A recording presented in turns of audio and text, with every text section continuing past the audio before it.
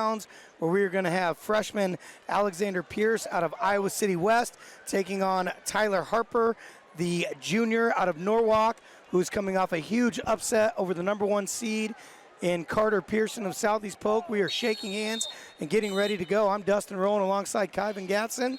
We are in for a great one tonight if these matches are half as good as last night's semifinals. Yeah, I wasn't able to be here and as close up as you were, but it was definitely fun to watch. All right, Harper is in on a shot immediately and nothing going there. We are 20 seconds into this first period, and we have no score. Yeah, I'm really excited just to see the style matchups. Nice shrug to a double attempt. Harper looks for a double return. Now they're in a scramble. Pierce going to come out on top of that one and has the leg, and that was a really great set of action right there. Yeah, so he takes a 2-0 lead. We have just over a minute left in the first period. Got both boots in, and if he's not able to advance the position here, we're probably, and there it is, there's our stalemate. We're gonna go back to the center referee's position. Harper's gonna be in the bottom position. Yeah, Pierce just stayed really solid right there. Went for a shrug and got behind the arm, threw that left leg in, and was able to flatten out Harper. Harper goes with a nice club. And the thing was yesterday, Harper came out right away, right? Goes snap, goes to the dresser dump or chump dump action, and pins his opponent. And so that's something that Pierce is already aware of. Harper Absolutely. went to it once already, and Pierce was able to defend it. Yeah, I saw on some social media a couple years ago, Harper hit that same mood in Fargo to be an All-American. So it's definitely something he has in his back pocket and is able to use at any time that he needs to. There's another takedown attempt there by Pierce. Yeah, does an elbow shrug right there. Beautiful elbow shrugs, runs his feet, follows up with a double, gets his opponent off the ground, Harper, and finishes beautifully, locking those hands and climbing up. Great All right, job we're by Pierce. going to get another reset here with 18 seconds left on the clock. It's a 4-1 advantage for Alexander Pierce of Iowa City West, coached by Nate Moore, the former Iowa High School multiple-time state champion and Iowa Hawkeye. Yeah. And I grew up watching Cody Pudel, you know, one of his coaches, and so I was in Iowa City at that time, and they've done an amazing job continuing on where Coach Mark Ryland, you know, left off. Absolutely. In that legacy. We are going to move here to the second period. Coin flips in favor of Harper. He's going to defer to Pierce. Pierce can take the bottom position. Looks like Harper has Eric and Ryan Thompson in the corner. They are former alumni from Norwalk, so that's got to be something special for those guys to be sitting in the corner as twin brothers coaching one of their athletes here. Has put in a lot of work over the last year. Pierce is up and out to his feet to take the 5-1 lead. Nice straight single by Harper. He gets to his feet. Pierce doing a good job right now keeping him off, but he's going to the head. He wants to stay on that leg. That'd be intelligent to stay on. He stays on that leg, gets the hands to the post. Great finish right there by Harper. Yeah, he closes the score here to 5-3. We have a minute, 90 seconds left in the second period. He's going to cut him, making the score 6-3. Norwalk's head coach is Jake Brown. Second year as the head coach.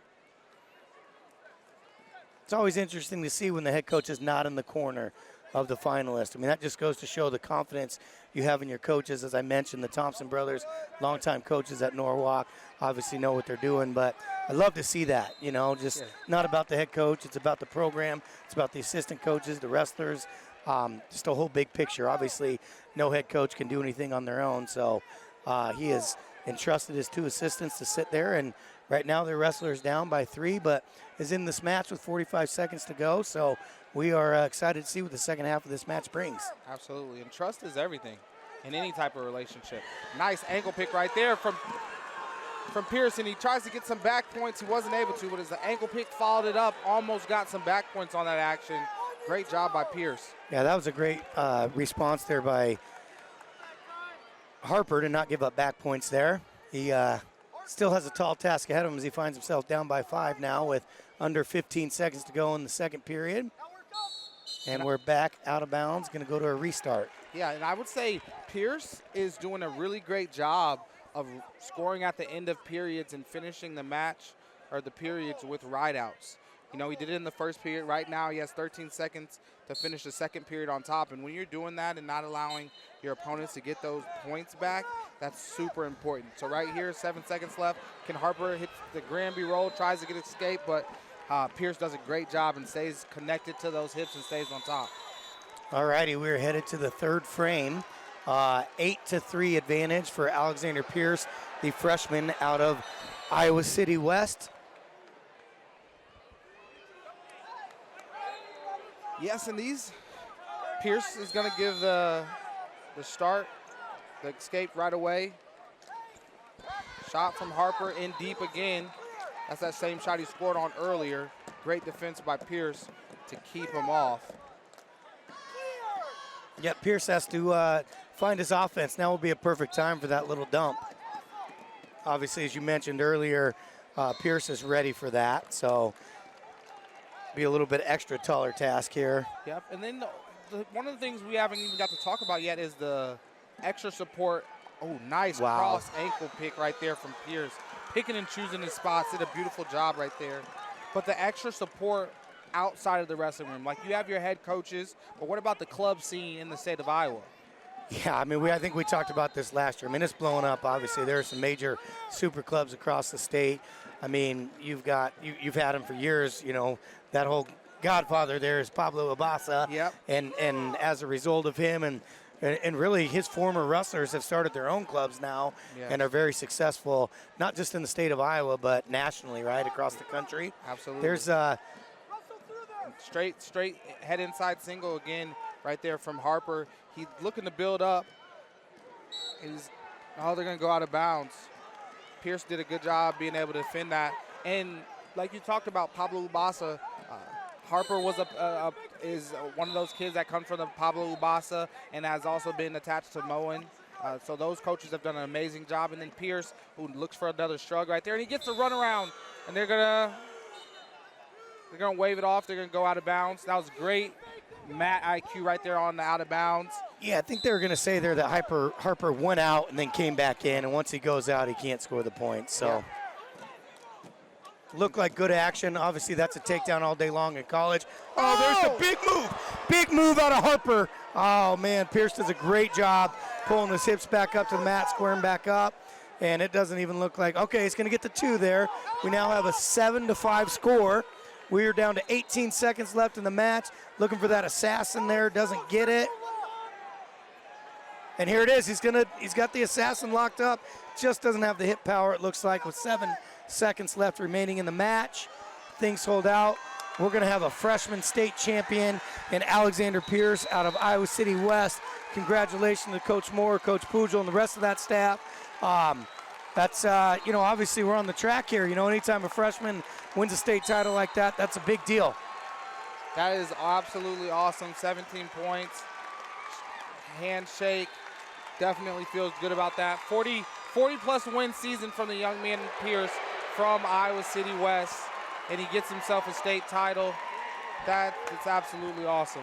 Yeah, I mean, to take off his leg band. Yeah, all credit to him. Obviously, the kid navigated his first season of high school wrestling and comes away with the state title. Shaking hands with Coach Moore there. That's great to see.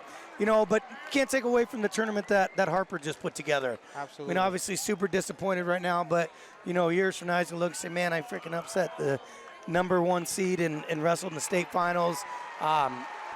Congratulations to him and that staff as well. They've got another wrestler coming up here.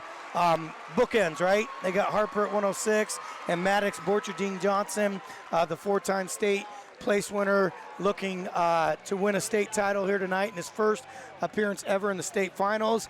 We will be right back with you here shortly at 113 pounds.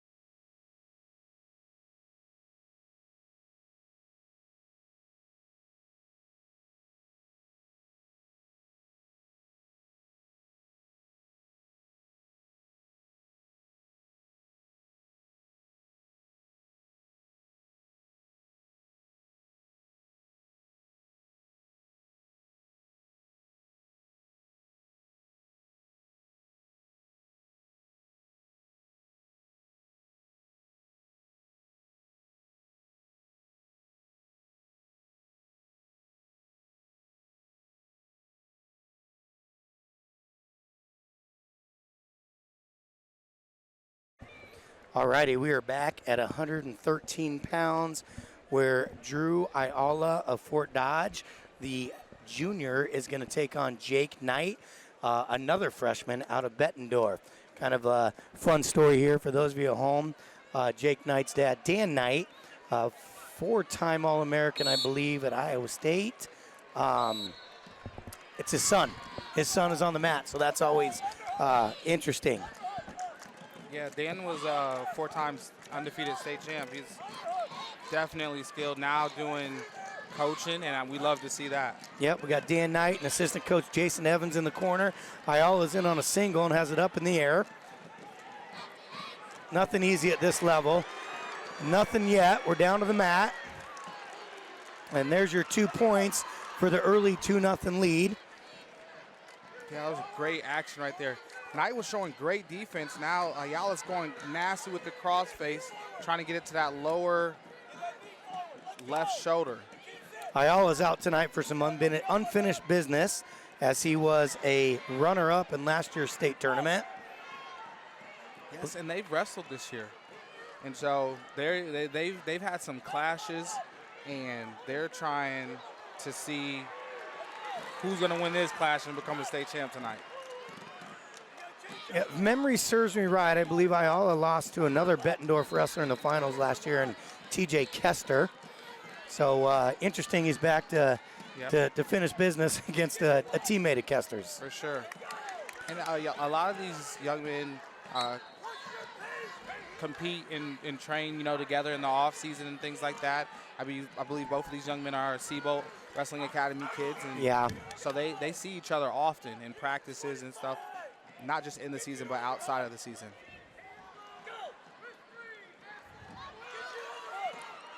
And Knight was able to win the last meetup late, gets a takedown late in the match, and so it is exciting to see these two scrap. And that was at the state duels just a few weeks ago. As we're going to wind down the first period, 2-1 lead for Drew Ayala, the young man from Fort Dodge. We are going to go to the second period. Knight is going to take the bottom position. He's going to get set. Ayala's going to cover. And that was something unique right there. Knight went really wide with his feet behind him, and he gets right up to his feet, gets the escape. Now we're tied at 2-2. Seen a lot of movement right there from Knight, switching directions, going laterally. A lot of lateral motion. Looks for a trip, goes off that 2-on-1, looks for a trip, using his whole body to try to create opportunities and create action. As they both get very low in their stance and look for a club right there from Knight. His father, Dan Knight, and coach telling him to mix it up. I don't think we've seen him sit down. Yeah, I'm sure his nerves are at an all-time high right now, as should be. Kind of tough to separate from dad to coach, but, I mean, you've been doing that all year, so, I think the best ones do a really good job at it, knowing, the proper place and just that communication between coach, athlete, father, son. As Knight moves forward, Ayala circles. Knight goes right back to that 2-on-1, trying to use that left foot to trip. Wasn't able to get anything out of it this time around. We are down to about 30 seconds left in the second period.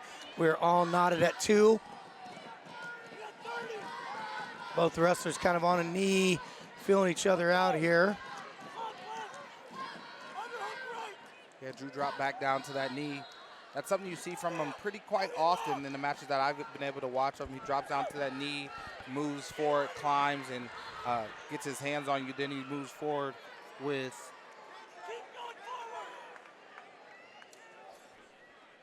moving forward. So he's done a really good job with that.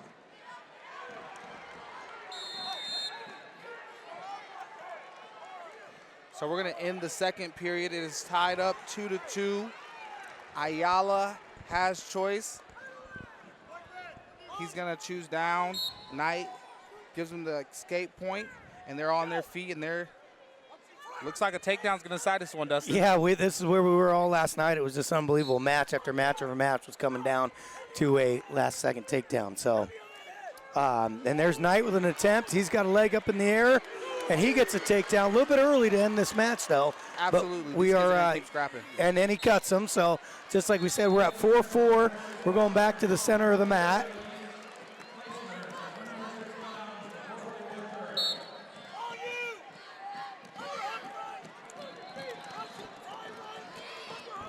What's your go-to attack?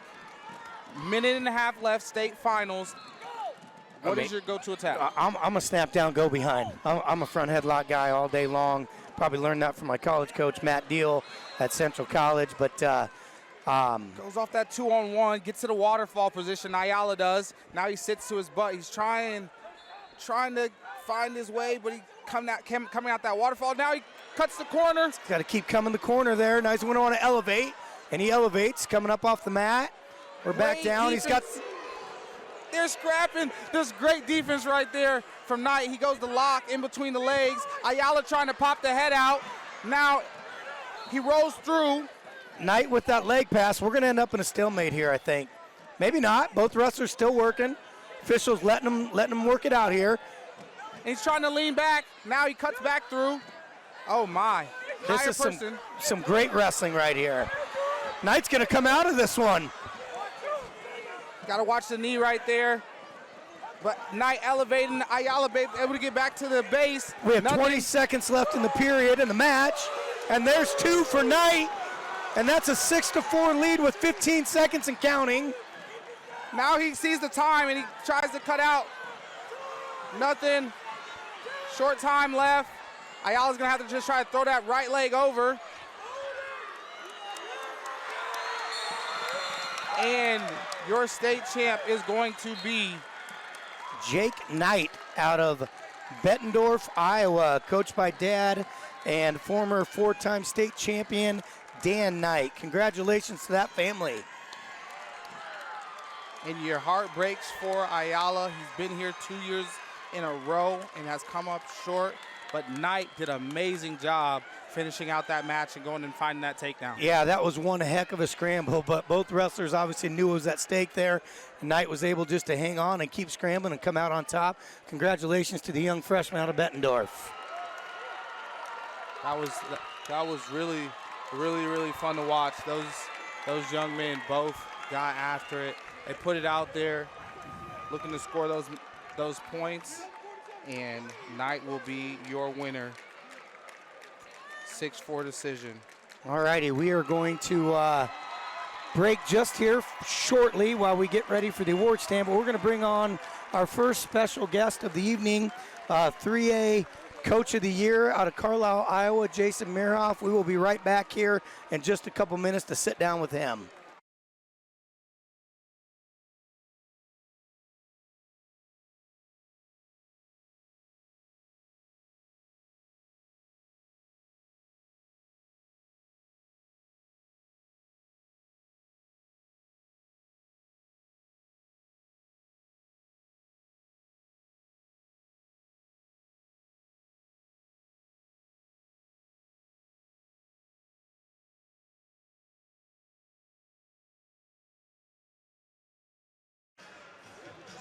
All righty, everybody, we're back here. State finals night, Iowa State Wrestling Tournament. We are here. This is something new we're going to do this year. We are sitting down with 3A Coach of the Year out of Carlisle, Iowa, Coach Jason Miroff. How you doing tonight, Coach? Doing great. Good. Tell us how long have you been at Carlisle? I've been at Carlisle for 10 years 10 now. years. Been a long time, huh? Yeah. What? Obviously, congratulations first and foremost on being voted by your peers, which is a very cool thing. As 3A Coach of the Year, obviously that shows a lot of respect.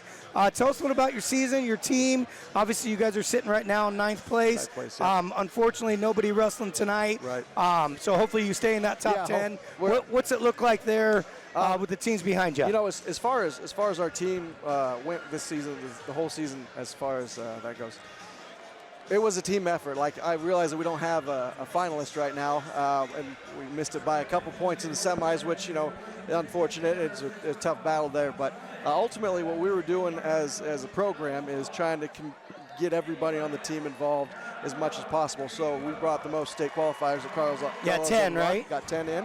Got the most state place winners, the 6. 6 that we've had. We'd like them to be a little bit higher on the podium, but injury bug caught a couple of them, and so there was a couple of medical forfeits. But ultimately, they wrestled as a team the entire year, which is really what we're preaching as a program. So, you know, I always talk about how wrestling's the greatest team sport, because there's no other sports that you need various guys of different sizes and shapes to fit into a lineup and be elite. And so we worked with a lot of different guys at different weight classes, and just, you know, we had some great leadership in upper weights this year, and some really talented middle and lower weights, so that really helped us out. So of your 10 qualifiers, how many do you have coming back next year? We have, I believe, 5 coming back. 5 coming back. And then 4 state place winners for this year. Okay. So obviously, you had a semifinalist. I believe your only semifinalist last night at Yep. 145 pounds, and freshman Jackson Miller lost a heartbreaker to Blackerby of Johnston. Talk a little bit about, you know, what transpired in that match. Blackerby wrestled a great match first and foremost, but I thought Jackson had a great game plan going in. There's a couple times, you know, if you want to be an elite wrestler, you got to be able to get out. Like and we got rode out in the second period. If you want to be an elite wrestler, you got to be able to finish shots. And we got in on 2 great shots, fantastic shots. Just couldn't finish it because great leg defense. And you know, there was a couple times we were on top. Jackson does a great job of riding, gets legs in. He's worked on that quite a bit over the years in the various places he's went to wrestle. And we just couldn't. It got a couple potentially dangerous calls. So there's a lot of outs for us on that one. We just couldn't find a way to score enough points to get it in the end. Yeah, it's funny you bring that up about, you know, being able to get out from underneath. Kaido and I have talked a lot about that over the years. Like when you jump levels, as Jackson is a freshman, right? You know, that obviously, you know, came back to bite him there. He wasn't able to get out. And, you know, just like when you go to college, that freshman, you know, some young guys that we've commentated for this year, they just struggled from the bottom position. So what else you want to share with us tonight, Coach? Again, congratulations on Kyvan. You got some questions? Yeah, I got a question for you. Absolutely. So when you're coming from a program that's been smaller class, right? Yes. You bump up to 3A. Yes. What was that transition like for you guys as a program, as a community? What can you share with us about that? Well, I mean, we've done it twice, actually. Right. We went from 3A back down to 2A for 2 years, and then we're back up to 3A. And we'll probably be there probably for the rest of the time on this one. But it was before it was you know, a little daunting. You know, you got the level of competition at 2A and 3A is great, but ultimately, you know, that what I tried to get to the kids was, you know, instead of having sectionals and districts, you need to be great for one day to make it state. You need to be great one day, and you can go. But well, we appreciate you coming on, Coach. Thank you so much. Congratulations on the 3A Head Coach of the Year. We look forward to watching and hopefully commentating some wrestlers from Carlisle next year in the state finals. Absolutely. Yeah, good luck next year in the future with your program. Coach, thanks for giving us a few minutes. And good luck next year and in your off season. Awesome. Thank you. All right, we will be right back with everybody here in a few minutes for 113 pounds.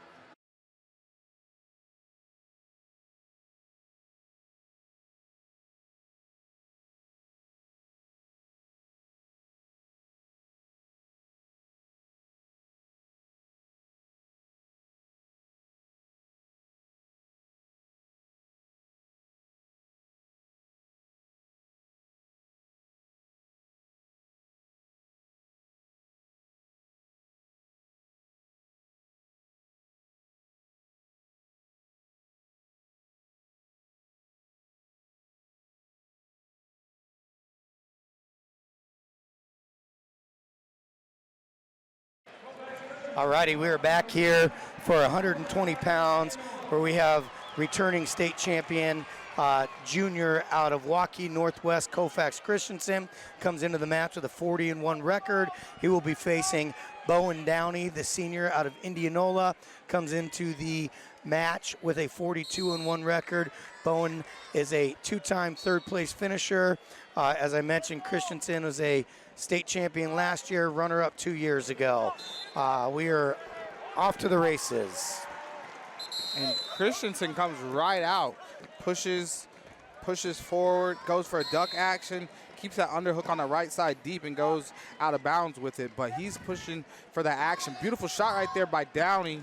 Great reaction from Christensen to take that leg back, and now he's working in that front headlock position.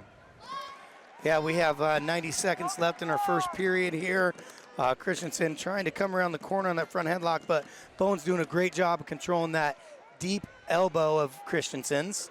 And we broke free. We're back up to our feet.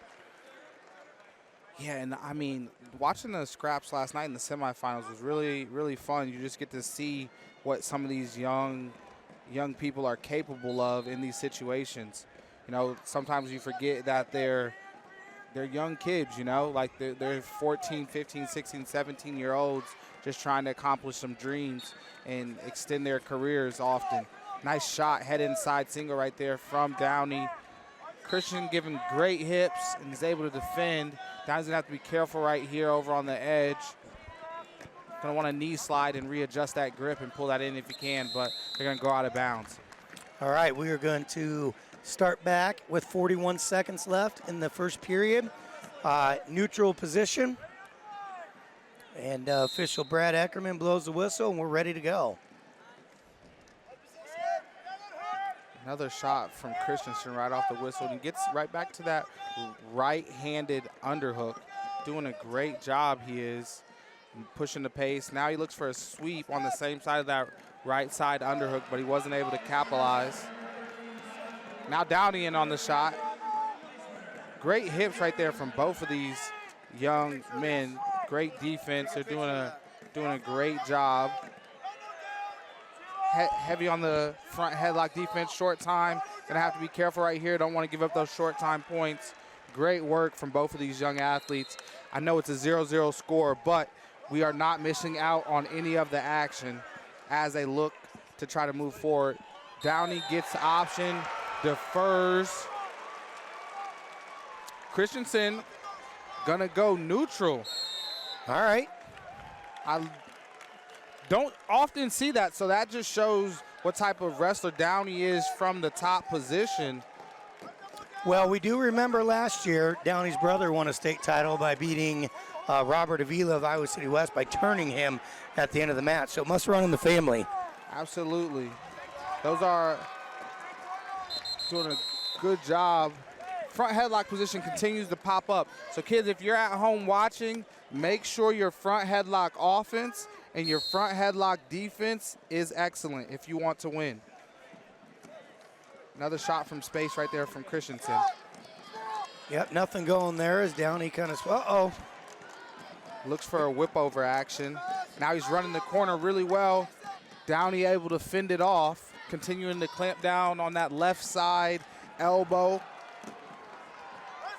Christensen continue to look for that underhook. Looking for a slide by action right there. And he's gonna get it. They're looking like they're going out of bounds. Yeah, a lot of action here with no points to score after a minute of wrestling. Christensen runs hard to get that corner, but Downey does a great job of squaring back up and not letting him find an ankle to hook. There's Downey in on a shot, but Christensen counters, and right now he's trying to push away. Look at, he's pushing on those knees and thighs. Did a really, really good job keeping Downey from moving forward with those hands locked. And now Christensen again back in that front headlock position. He tries to run but forgets the hand. And Downey is in on a single and he's looking to elevate, get that knee off the ground, slides it up his leg. Now he's looking to extend it. Now he's trying to run that backside. This is a position we saw in college wrestling early this week on Wednesday. Great job right here from both of these young men. Now he looks to cut across. Oh, man. That is some great defense out of the Waukee Northwest wrestler in Christensen. Now he's back in on a shot, but it's going to run out of time as we come to an end of the first period. Very close. 2 seconds probably away from scoring that takedown, but does not get it. We're going to go into the second frame, tied 0-0, but not for lack of action in that first period.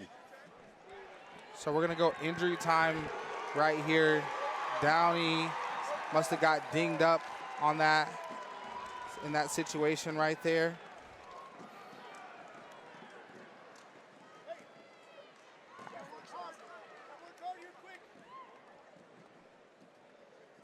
All righty, while we're waiting here for a minute, we have Brad Eckerman on the whistle, longtime official, and Bob Ulick on the assisting end of things on the outside of the circle. Bob Ulick, longtime coach out of Belle Plaine, Iowa. And we're just waiting for Downey to get his wits and come back and wrestle. Yeah, Downey's choice, he's going to choose down. And Christensen looks to optional start here. Christensen obviously confident, like, I'm going to be able to go get a takedown. 1-0 right now. This is shaping up to be another great match. There's a nice high crotch attempt out of Christensen. It looks like he's going to finish that. Just wants to get, I got top leg hooked. Ideally bottom leg, but you'll take whichever one you can get. Absolutely rolled through leg pass action right there from Downey. And there's your 2 takedown. Christensen goes out to a 2-1 lead with 1 minute and 29 seconds left. Downey feeling it a little bit. Christensen doing a great job on top with the tight waist, looking for that near arm chop, and he's able to break down the base of Downey as he continues with that tight waist action. Yep, we down to 1 minute. Christensen will be the is the third place winner out of his family. His dad was the 3rd place finisher, and older brother was a state finalist. State finalist, state champ, got it done last year. Downey has an opportunity right now as a senior to move forward, and it's going to be tight. 2-1, 40 seconds left. Beautiful breakdown by Koufax Christensen. Yep, so we have just under 30 seconds. Downey gets to his feet, and he hits a Granby. Great follow by Christensen there, and we're back flat. Downey absolutely cannot be on his belly at this point in time in the match. Absolutely. You want to see him probably get to a sit position in this tight situation. 10 seconds left, trying to find a way to get an opportunity to escape. 8 seconds left. What is your go-to escape? Do you sit to your butt? Do you explode up? This is your opportunity to put yourself in an opportunity to go into overtime. What are we going to see right here from Bowen Downey? Yeah, so 8 seconds, I mean, not a whole lot. I mean, you teach a kid on bottom 2 and 3 moves. Not time for 2 and 3 moves. You got to find that one move that's going to break some distance. I was going to say Granby, but I did not, and he hit a Granby, and Christensen, great job of following, and he's going to win his 2nd state title here tonight. Congratulations to Coach Chad Volmecki of Waukee Northwest and the Christensen family, and obviously Koufax as he wins his 2nd state title in as many years. Yeah, great work right there from Koufax Christensen. Did an amazing job. 3-time state finalist, has 2 titles out of the situation. We're going to look for our next guest here real quick. We'll be right back with you.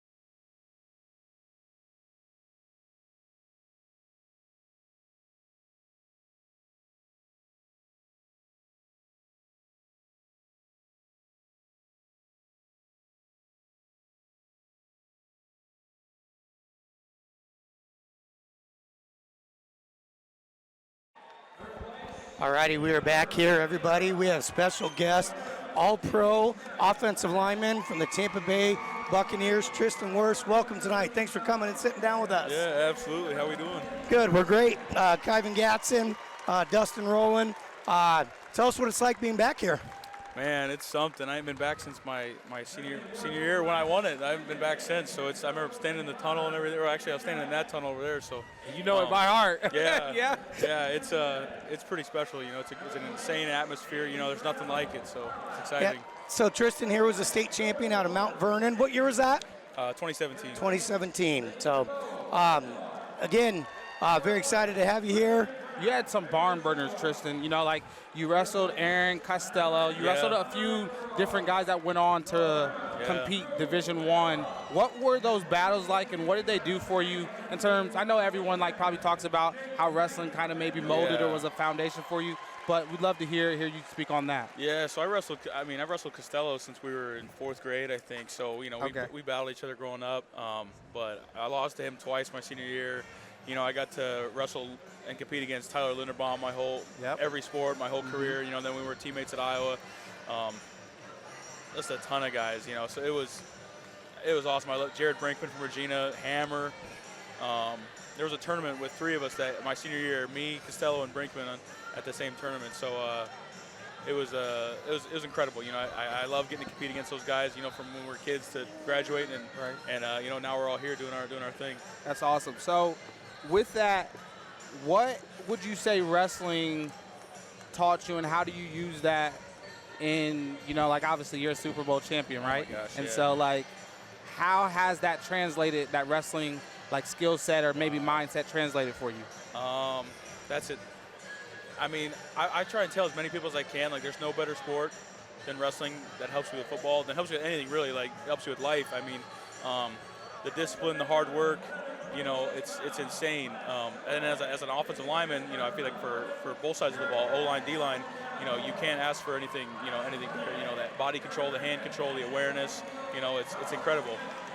So talk to us a little bit about being like small town Iowa, right? Yeah. What's your advice to, and we got to get going here quickly, but your advice to a small town Iowa kid who can make it big and be a Super Bowl champion and an all-pro athlete? Talk a little bit about that. Play as many sports as you can. I tell everybody that.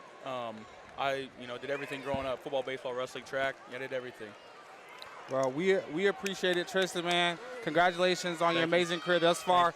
Wish you a long time going, bro. Thank you, guys. Wish you the best. We'll be right back with you here at 126 pounds.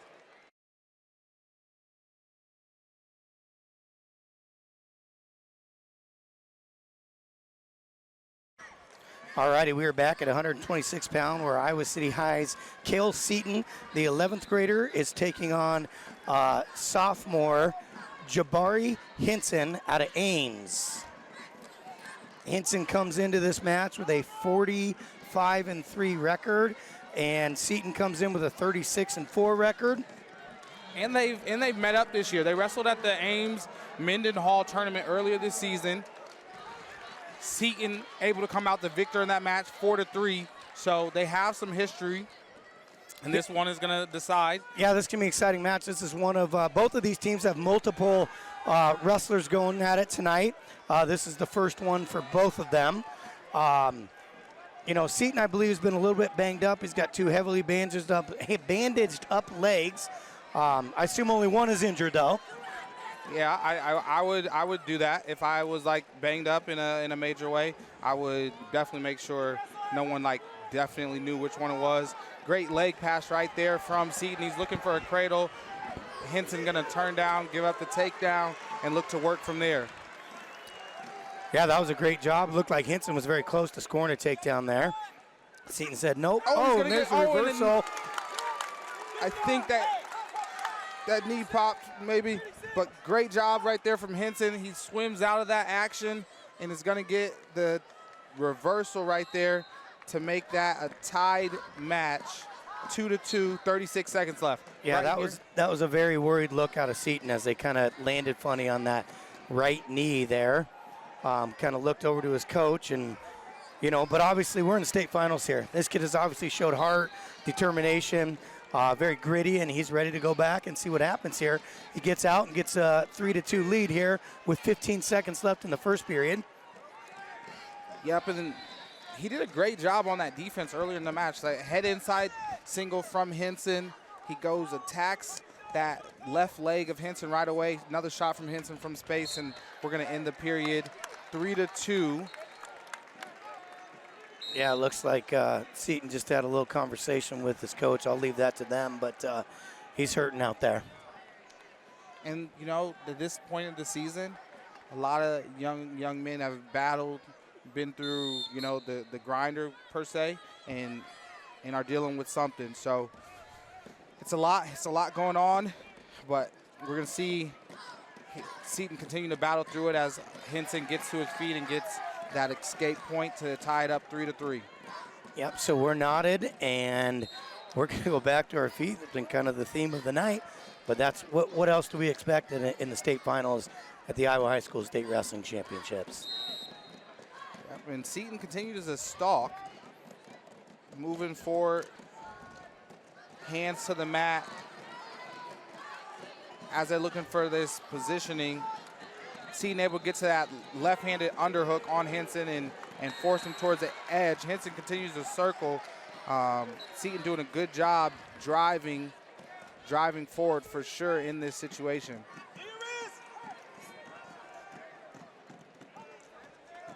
Now 2-on-1 action right there from Henson. Going to be cleared by Seton with under a minute left in the second period of the 126-pound 3A state finals. Seton working that left underhook to Henson's right side, his left side. And there's a high crotch attempt out of Henson. Nothing going there. And the thing that Seton's doing a good job, he has that left-sided underhook, but he's controlling the left wrist of Henson. So Henson isn't able to attack or get off any action because that left side is getting controlled really well. Yeah, we have 17 seconds left remaining in the second period. Choice is going to go to Henson here in the third, so if there was an advantage.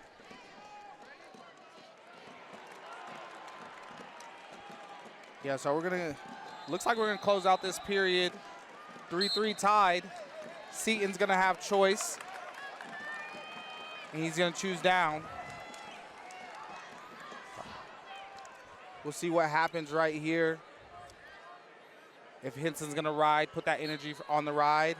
Seton up to a tripod, quad pod action right away. Henson trying to put some pressure on him as Seton tries to get that right arm free. He's doing a great job. Now he looks for a crossface. And Seton up to his feet. Going to want to stay on his feet here. Doing a great job of staying up. It's one of like the step number one, right? Get to your feet, stay on your feet. Henson doing a good job keeping that weight on his hands, not really allowing that butt to come up. 30-second ride right there. A minute 30 left. Looks like Henson's going to try to ride or turn for the win. Continue to put that pressure on. Looking for the cradle right there. It looks like Seton's going to get out in this situation. Looks for a cutback action. Nothing comes of it. Seton continues to build up. Yeah, Seton doing a great job of staying kind of in that, staying in his base, working to that quad pod and staying on his feet. Henson just, his whole, work here is just trying to break Seton back down. There he's going to get a stall call and give up the 1 point. So we're under a minute to go, and Seton has a 4-3 lead. Henson in on a shot, but just finds the hands of Seton. Nothing going there.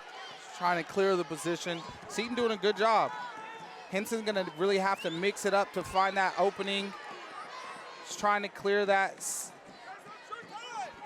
situation. Seton doing a great job. That underhook is slowing Henson down, but that's great work from Seton. Yeah, Henson's got to find a way to clear that underhook, or just can't really get to his offense right there. And there he does, and there he's in on a shot. Edge of the mat, nothing going. Can't tell from here. He does not have cover over the far ankle. And they go out of bounds. We have 14 seconds left. We got all the Ames people right behind us. We're wanting two. Seton finding out if he's got a stalling point or not. Excuse me, a stall warning. There's the warning. He's trying to chase him off. 7 seconds. He's trying to chase him off. All right, back to restart. 6 seconds left.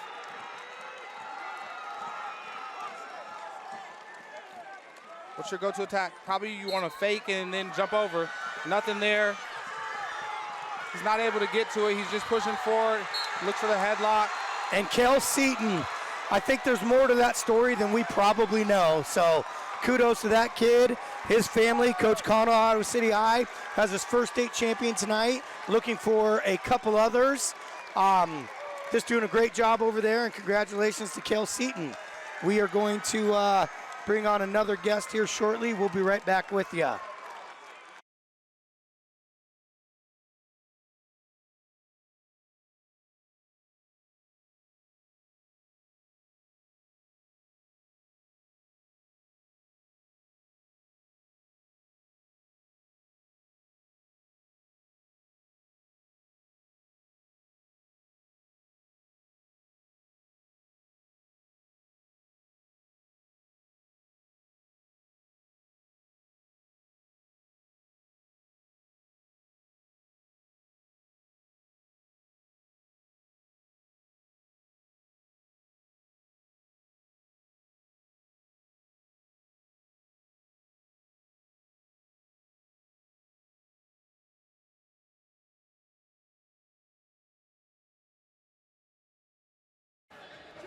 All righty, we're back. We have a new guest here. We have Big Game Wrestling Club founder and head coach Dylan Carew. How you doing tonight, sir? Good, guys. Really good after that last Yeah, one. I was going to say, probably pretty excited after that last match. Tell us a little bit about what that young man has been going through. Oh, man, that kid's one of the hardest working kids I've ever met in my life, and he just does everything right. And a few weeks ago, unfortunately, he got hurt in a match, took an ambulance trip to the hospital, and we thought his season was over.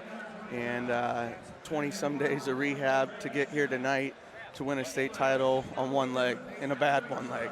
Yeah, obviously there's some rumblings about that. No one really knows the official story, but you could tell he was hurting out there. At one point in time, he told his coach wasn't good, and able to gut it out, win a state title. So kudos to him. Let's talk a little bit about your club. What's going on there? What's it like being here tonight? You know, we're just focused on 3A, Matt, but you got a whole bunch of kids here. You got to follow everybody. What's that like? Yeah, it's pretty awesome. The 106s was a unique experience for us. We had guys wrestling in each one of the matches and won 2 of the 3, and we got a couple more situations like that tonight. But we're blessed to work with such good kids and to have so many here wrestling tonight.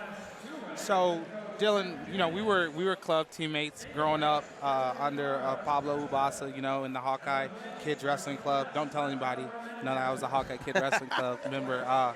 What inspired you or like put you down this path? We were talking with Tyler a little bit earlier, and he kind of alluded that you might have always wanted to start a club, but what like really pushed you down this road?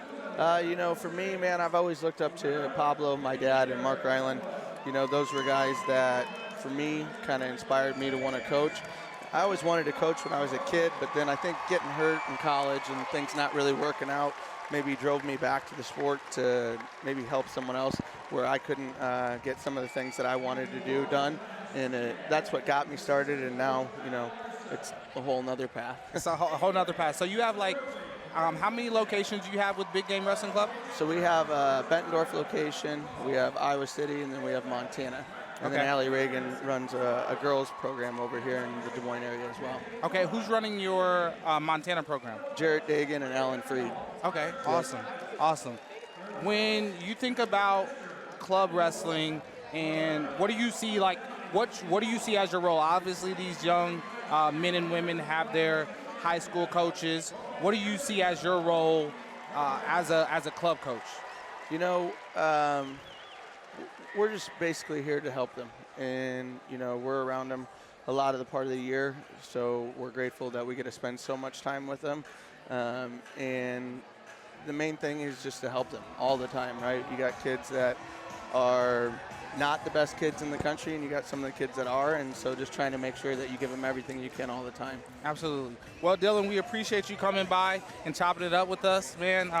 Congratulations thus far, and we will hopefully have more opportunities to talk with you. Yeah, thanks. All right, good seeing you, buddy. Talk to you later.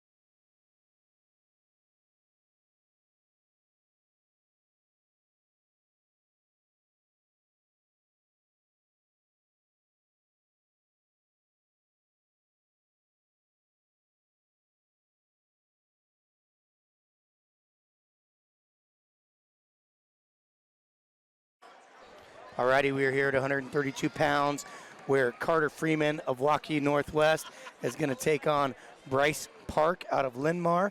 Park is a senior with a 31-2 record, and Freeman is a junior and already has 2 state titles under his belt, looking for his 3rd, and he comes in with a 34-3 record. We are shaking hands and we are going. Official on the whistle is going to be Jim Torvik.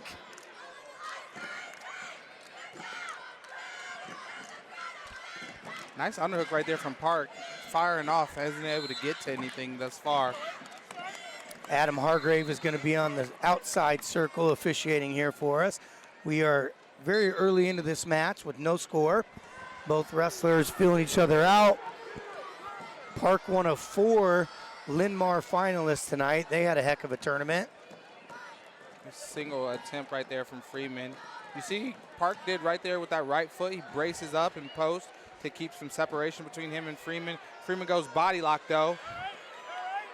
Throws in that, tries to throw in that boot. Great work right there from Park. Yeah, Park doing a great job with that whizzer. Strong whizzer there. Freeman back to the body, nothing going yet. Park doing a great job finishing this off. And just so you college coaches know at home, Park is undecided but does want to wrestle in college. Freeman is committed to the UNI Panthers and Doug Schwab. Just under a minute to go. Park is holding center here. Freeman facing the outside, looking to circle back in. Both wrestlers hand fighting, nothing going yet. Looks like Gable Porter picks up a win over there on the 1A mat with the quick fall. And that will be his 4th state title. Defeated Tanner Argis of North Butler. Obviously, that's a tall task going into that match. Absolutely. And we are out of bounds here. Under 30 seconds to go in the first period between Freeman and Park. Neither of these wrestlers have been really able to really break through and get deep to the leg multiple times. Freeman did get in there to the body, and Park did a great job defending. Alrighty, we are gonna head to the second period here at 132 pounds with no score. It wasn't for a lack of activity, and I think that's the wildest thing is, like, we've seen a ton of activity consistently in these matches, regardless of if points are getting put up.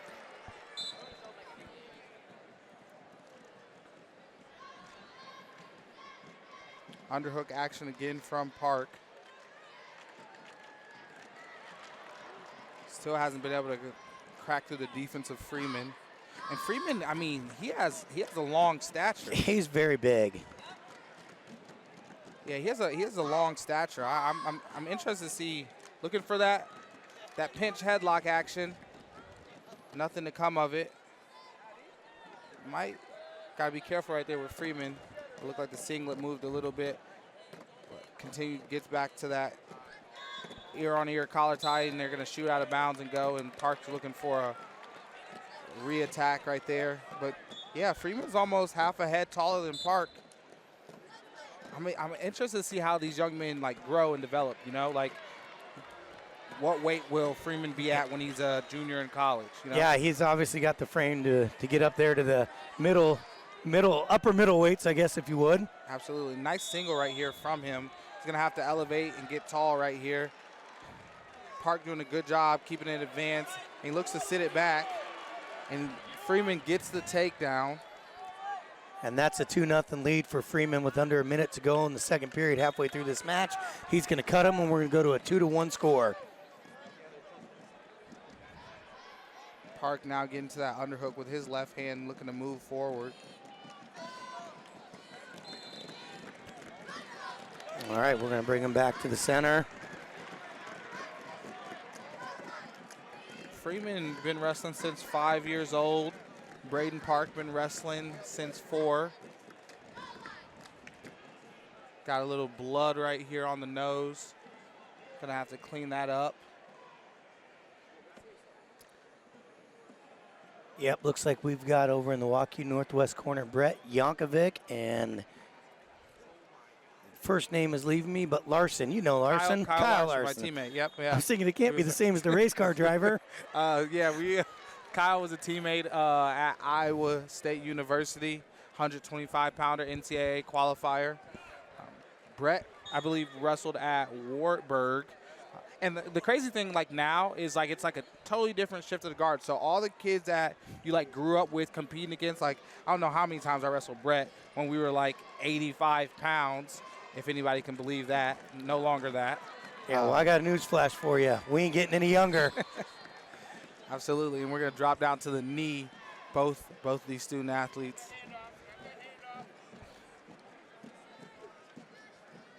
Park coached by Doug Stryker, and Ryan Gatto, I believe, is in the corner with him as well.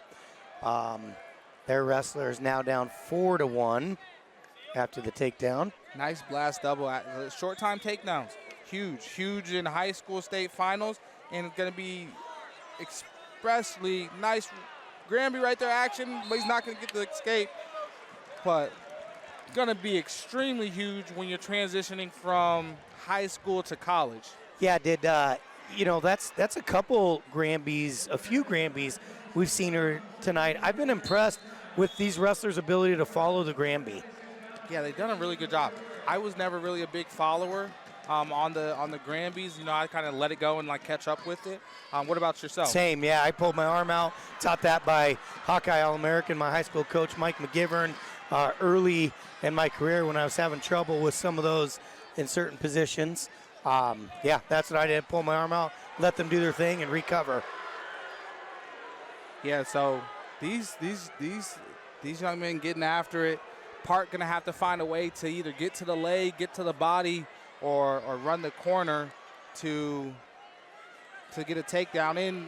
Takes a shot, and Freeman able to run around it for the takedown, and he looks like he's starting to kind of expand and be a little bit more in the clear. Done a really masterful job of controlling and maintaining. Yeah, Freeman's starting to separate himself here again. Obviously, he's a two-time state champion looking for his third. So, very comfortable in this match. Been here before, won here before. Tight match early. Take him to the deep end and score some points late in the match and extend your lead. And we got 1 minute left, and he's got a 6-2 advantage.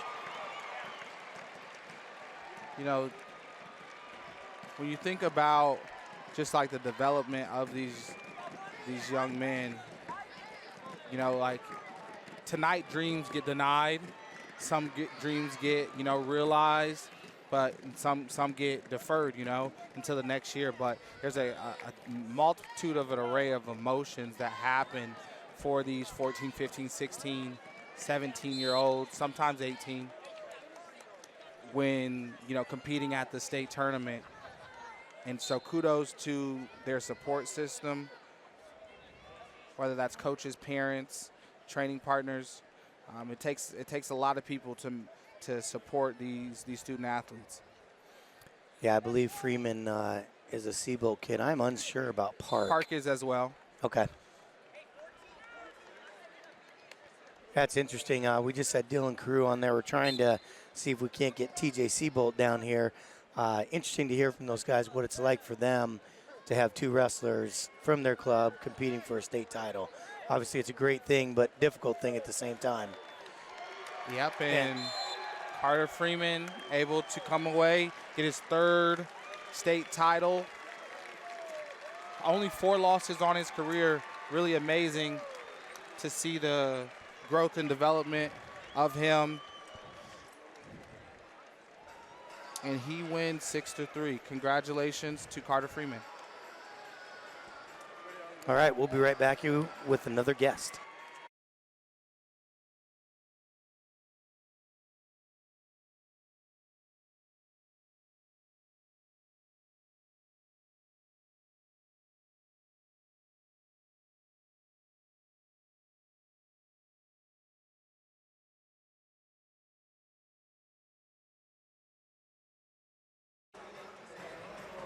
You're on video too. All righty, we are here with Waterloo East head coach Chris Timms. Obviously, alma mater, Mr. Gatson here. Take it away, sir. All right, well, Coach Timms, how long have you been at Waterloo East? First and foremost, I'd like to say thank you for the opportunity. I've been at Waterloo East for 10 years total. This is my 3rd year as head coach. Okay, awesome. And with that, you had your first, as a head coach, your first state place winner last year. Yes, I did. And then this year, you brought 3 wrestlers down, weren't able to get any on the podium. What does it look like? All of them, I believe, are coming back. What Yes. does that look like for you moving forward at Waterloo East? You know, it's bittersweet, man.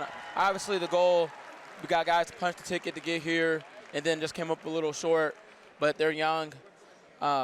2 of our guys, Isaac Lomas, our 132-pounder, and then Kieran, our heavyweight, Harris Beasley, our heavyweight. They're only sophomores. They'll be juniors next year. DeMaris Henderson is a junior. He'll be a senior next year.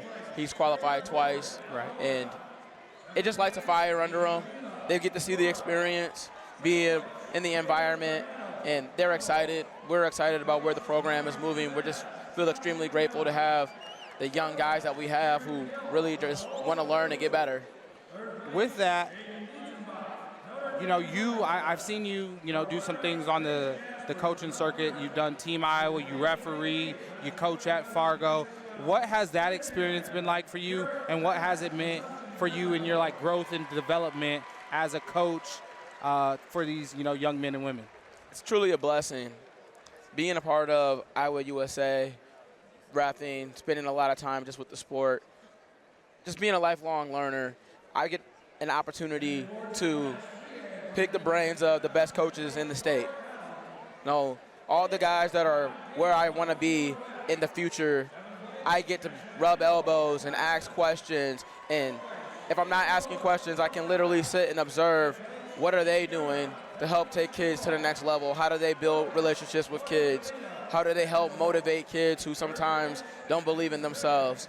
You know, or how do you get a kid to turn that corner? You know, so being able to be part of that organization, it's just been a huge blessing. I've been able to learn a whole lot. I learned a lot from this guy right here. You know, Coach Rowland. They put their arm around me, man, and they helped build us up. And what's really cool about it is everyone is competing right now in this moment, right? And there's kids who are going to get their hearts broken, and there's kids who are going to have just extreme moments of joy. But then in the offseason, we go to Fargo. We're one team. It's Team Iowa versus everybody else. And so we put these rivalries aside, put those egos aside, and we all work towards a common goal, which is making the state of Iowa the best place for wrestling in the nation.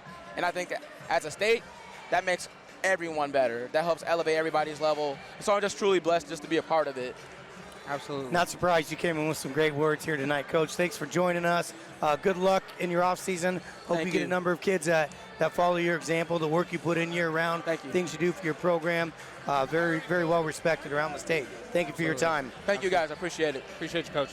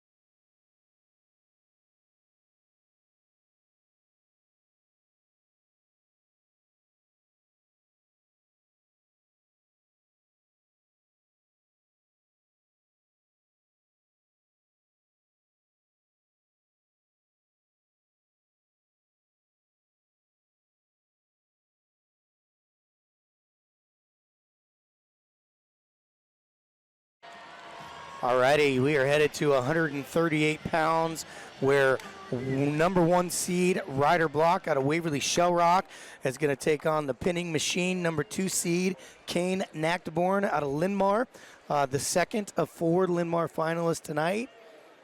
And a set of brothers. Yes, absolutely. First set of brothers here tonight. We've had them in 1A, 2A, and 3A, actually. I can't even imagine what it would be like to be mom and dad sitting here tonight with 2 sons in the finals. Obviously it happens, but proud and super nervous at the same time. Absolutely.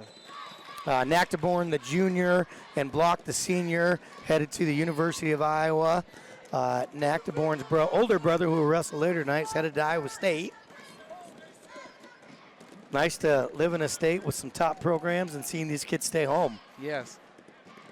We love to see our high school, kids stay home, compete, and just put the state of Iowa on the map, whether it's a Hawkeye, a Panther, or a Cyclone, or whether you're at Wartburg, Loris, right, Iowa, it's just a ton of Viking, ton of very solid teams in the state of Iowa. We're very fortunate for us wrestling community. Iowa Central Triton, wrestling here is just, it's amazing. All righty, we're gonna go back to center. We have 1 minute and 11 seconds left. Excuse me. Block pushing forward really well. Nackenborn really able to kind of minimize it right now. He's going to have to be careful right there. Yeah, Waverly Shell Rock coaches did not like that. Nactaborn does get warned in the process, so we have to make note of that. Next warning will result in a point for Block. Nice fake right there from Nackenborn.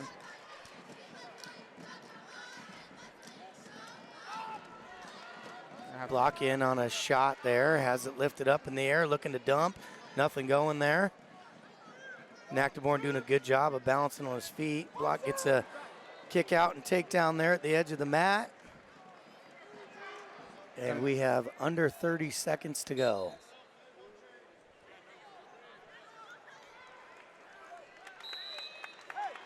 And we're going to go back to the center.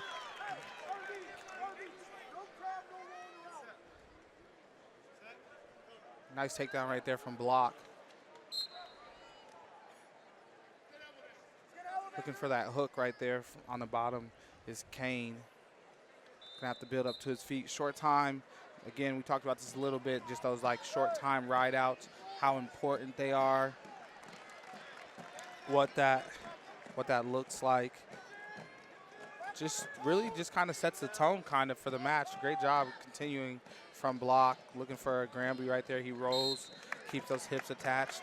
Yeah, it's not fancy, but there's nothing better than a tough ride put on here to get yourself to the end of the period and advance to the next period and not give up any points. Nactaborn looks to be going down in the bottom position. Block letting the official know that he's going to go with the optional start. Kane up to his feet right away, gets the escape point.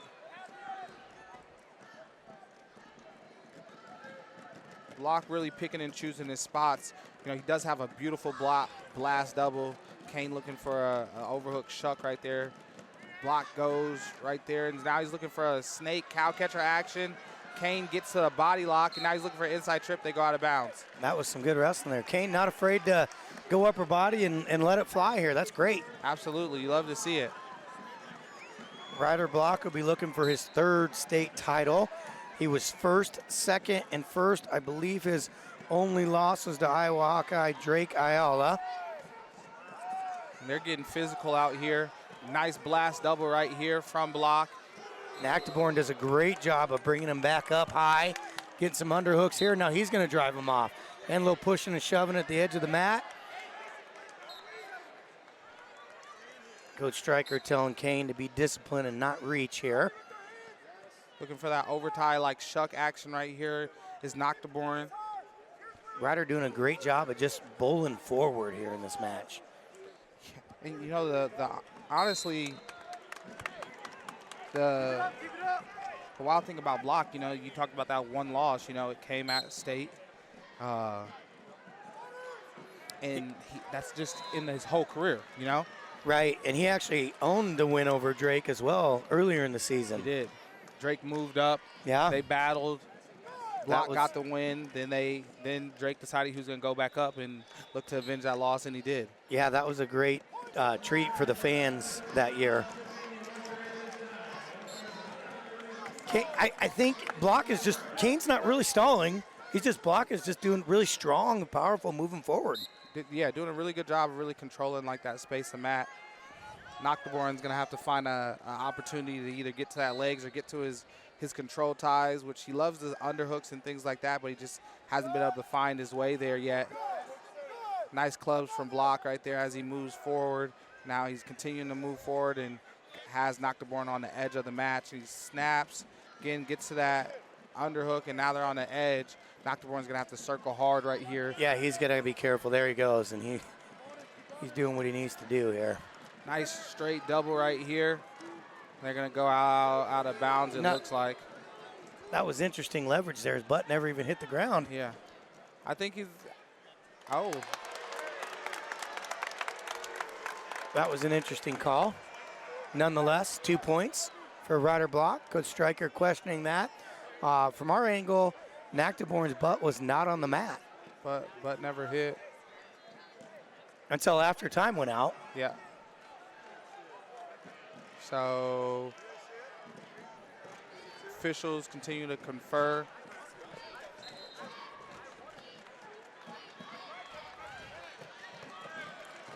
Yeah, the butt didn't hit. But either way, that's going to be 2-point takedown. We're going to start the period neutral to start the third period. 5-1 lead for Ryder Block as he looks to widen the gap. Kane Nactaborn is going to have to find some opportunity to tighten that. Yeah, I think Coach Stryker had a valid argument there, but, you know, that's sports. We got to move on, move forward. You got to score some points either way. You're either down 3-1 or 5-1. If you don't score, it ain't going to work for you. Block kind of pushes a little, again, extracurricular shove in there. Yeah, there's definitely some history, maybe some tension here, but I don't think I've seen really a bunch of or anything egregious. I think you just have two ultra competitive kids here, right? Yeah. You don't get to that level without, having a little bit of, edge to you. Absolutely. And that's what we're seeing. I mean, it's not unsportsmanlike. It's not whatever. It's just two high-level athletes banging heads, going at it, and seeing what happens. There's Nagdeborn pushing forward with that over-under situation. Ryder goes to kind of like a hip whip action, and Nagdeborn falls in on the leg and is looking to finish right here. Gonna have to be extremely intelligent right here as he's trying to slide it up. Block does a great job, attacks that bottom leg as they're going out of bounds, and he finishes, gets a takedown. And he's going to extend that lead to 7-1 with under a minute to go. He's asking his coaches if they want him to cut him. Looks like Kane kind of tweaked his knee there at the edge of the mat. So they're going to go cut. Block trying to put a stamp on his high school career. Winning 7-2 right now. I'm not going to count Kane out yet. I mean, he's obviously a big move guy, got a ton of pins, very comfortable, wrestles both Greco and freestyle in the season. And that's a beautiful duck out of block. And they're not going to give him the points at this point in time. And does not get it. We drive out of bounds. He got it. Oh, he did get it. He did. Yep, and he's going to go back neutral position. Yep, Block trying to put a stamp on this, on his high school career. Done a really good job thus far, picked and chose his spots. Nice duck under right there that he just came off of. They're clubbing, looking for an elevator right there. Nothing, but he's gonna get the takedown. Now, Block trying to turn it up a little bit and kind of assert his authority a little bit. 1 second left. He's gonna get 11-4. So we're gonna end the match like that. 11-4. Good handshake out of those two wrestlers, competitors. Those guys are some warriors there. Nagdeborn obviously disappointed, does a great job of shaking hands there. Giving kudos to the 3-time state champion out of Waverly Shell Rock, Ryder Block. We are gonna be right back with you here in a minute.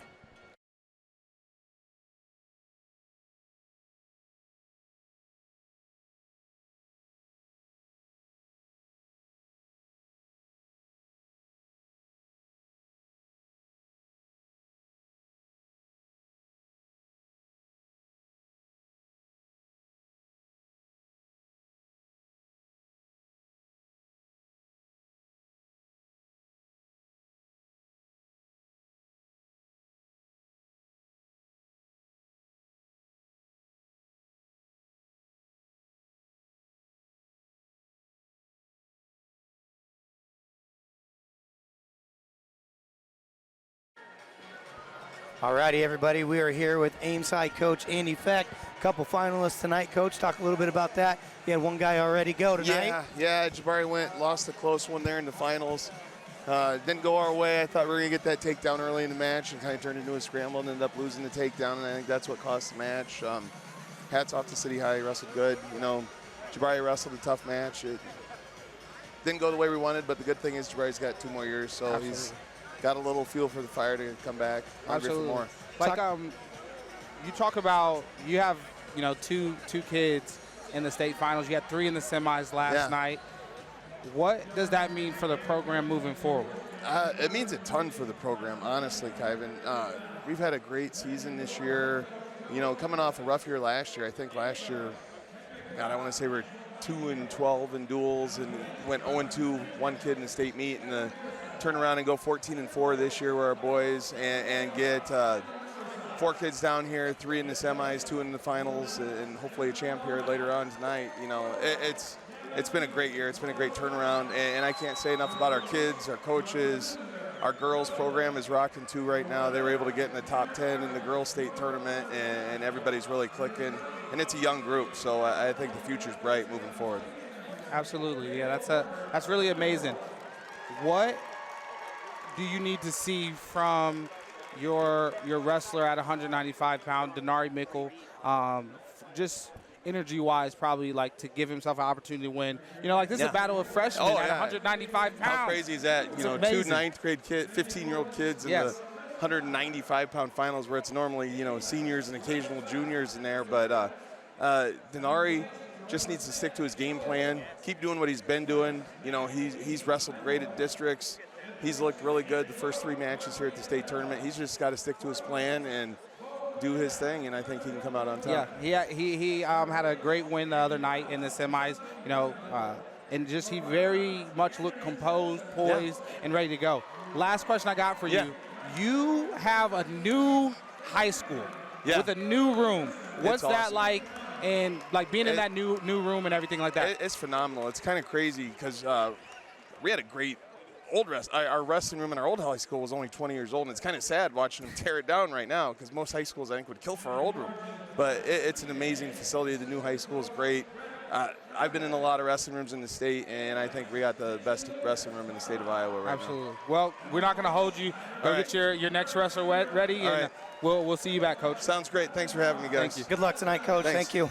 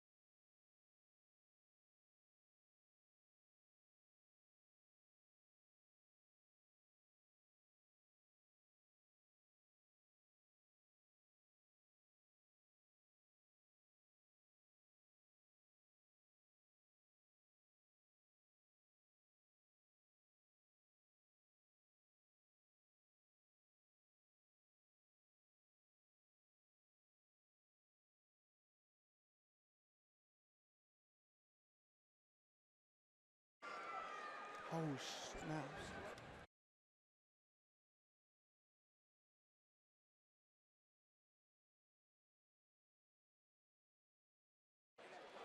We're here at 145 pounds. We're number 1 seed Boz Diaz out of Waverly Shell Rock, set to take on Braden Blackerby of Johnston, the number 3 seed, Diaz being the number 1 seed, Blackerby a junior, and Diaz being a sophomore. Diaz has a cousin coming up here a little bit later for Waverly Shell Rock. Blackerby, one of 2 Johnston wrestlers going tonight. Yes. And they're back-to-back. Yeah. They're back-to-back. Yeah. That's workout partners, right? Yes. Like it just Iron sharpens iron. iron sharpens iron. I mean, we saw that in a tweet from David Carr this week before he competed against Yes, we did. Keegan O'Toole from the University of Missouri. David Carr, Iowa State Cyclone, and we might have a treat for you guys, you folks, later. Tune in a little bit later. You might get to hear him. Right now, we have nothing going here in the first 20 seconds. Diaz very solid on his feet, got great defense. And he picks and chooses his spots really well. He wants to pop that head out. Blackerby won a 1-0 match in the semis against a freshman out of Carlisle. We talked to him and talked about him earlier with Coach Miroff. Gutted one out, found himself in the finals here against the number 1 seeded Diaz. And I mean, great job right here by Braden Blackerby. Like, really is able to slow down some positions and make sure he's not giving up those points. I got to see Diaz compete a few times this season, and he's very selective. Usually when he gets to the leg, he's very efficient with scoring. So I'm excited to see what happens in this matchup. I think it's a mixture and a kind of a different clash of styles. And so watching it translate and happen right in front of us. Nice head inside single. He pops his head outside. He's looking for the lift, but Blackerby must be threatening a chin whip action, hits the splits. Now he's looking to lock those hands. Great job right there from Diaz to finish that attack. He's gonna wanna elevate. He knows he has the takedown. Yep, that's great work. Blackerby turns down. He's gonna have to really claw and fight for this escape point. Short time scores again. Yep, right at the end of the period. Those are points he isn't gonna get back. Johnston's wanting a stall call there as Diaz is just riding the ankle. Great technique out of Diaz there. Very calm, stuck with it, stayed after it, finished, secured his 2, and finished the period on top. So what every coach wants. Yeah, beautiful execution right there from Boss Diaz. Waverly locked up the team title. Yep, we're going to have Coach Wickam on here a little bit later, talk about that. Right now, Diaz returning 3rd place last year, and Blackerby was 4th place. Not sure if that was the same weight, if they wrestled for 3rd place or not. I wouldn't be able to tell you, boss.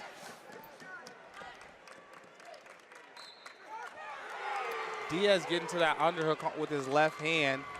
Hasn't been able to capitalize on that specific position, although he is holding on to a 2-1 lead right now, doing a great job.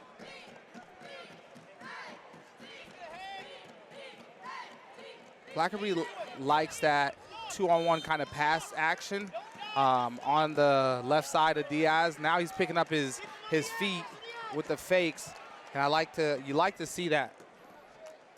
Yeah, obviously, Blackerby taking on the number 1 seed. He's got to elevate and figure out a way to get through that head of hands defense of Diaz. And right now he's kind of walked Diaz off the mat. So we are halfway through this match and a 2-1 lead for Diaz. He looks a little bit slow back to the center, but just regrouping and ready to go. Blackerby in on a shot there. Diaz, nice sprawl. Blackerby's going to want to work up to his feet here. Doesn't want to stay down there underneath. Again, Diaz pretty solid, that front headlock position. Deep left elbow there. Blackerby's controlling the elbow. He did work himself back up to his feet. Tries to kind of come around the corner a little bit. Diaz just kind of driving him up off the mat.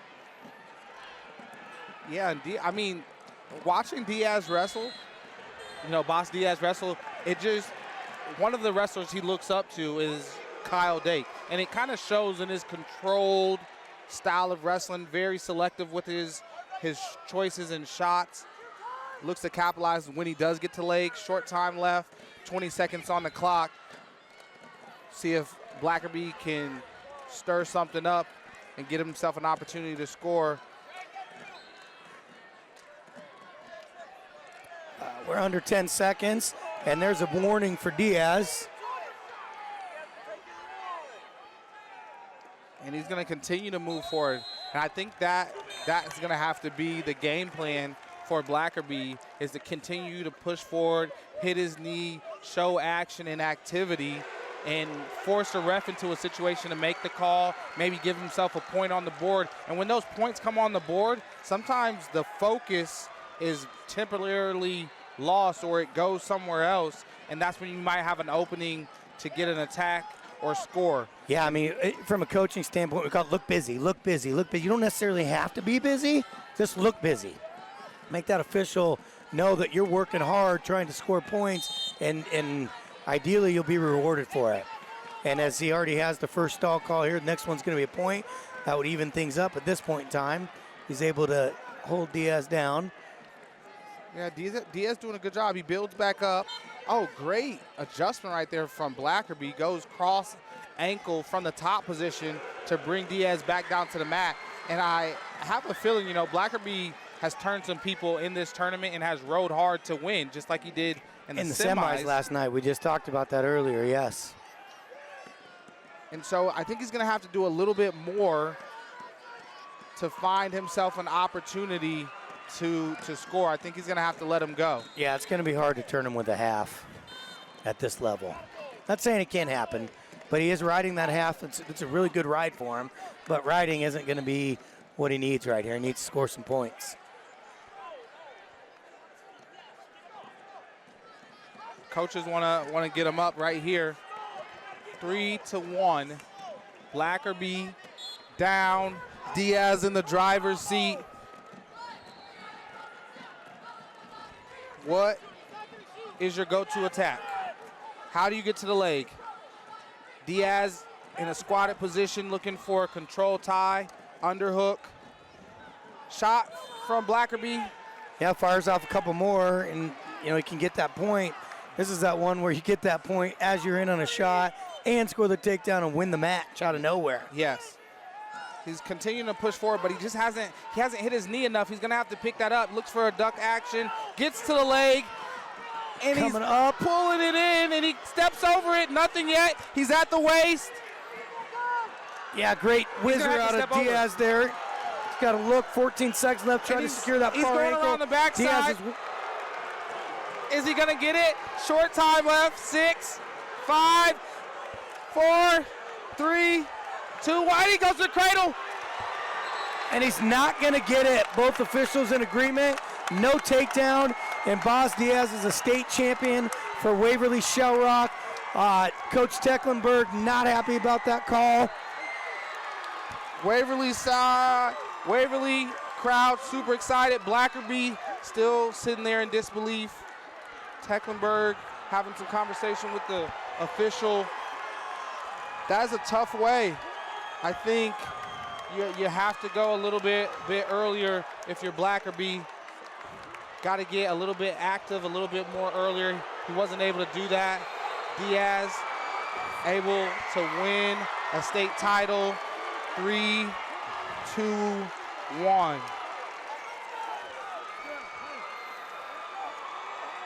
All righty, we'll be right back with you with our next guest here.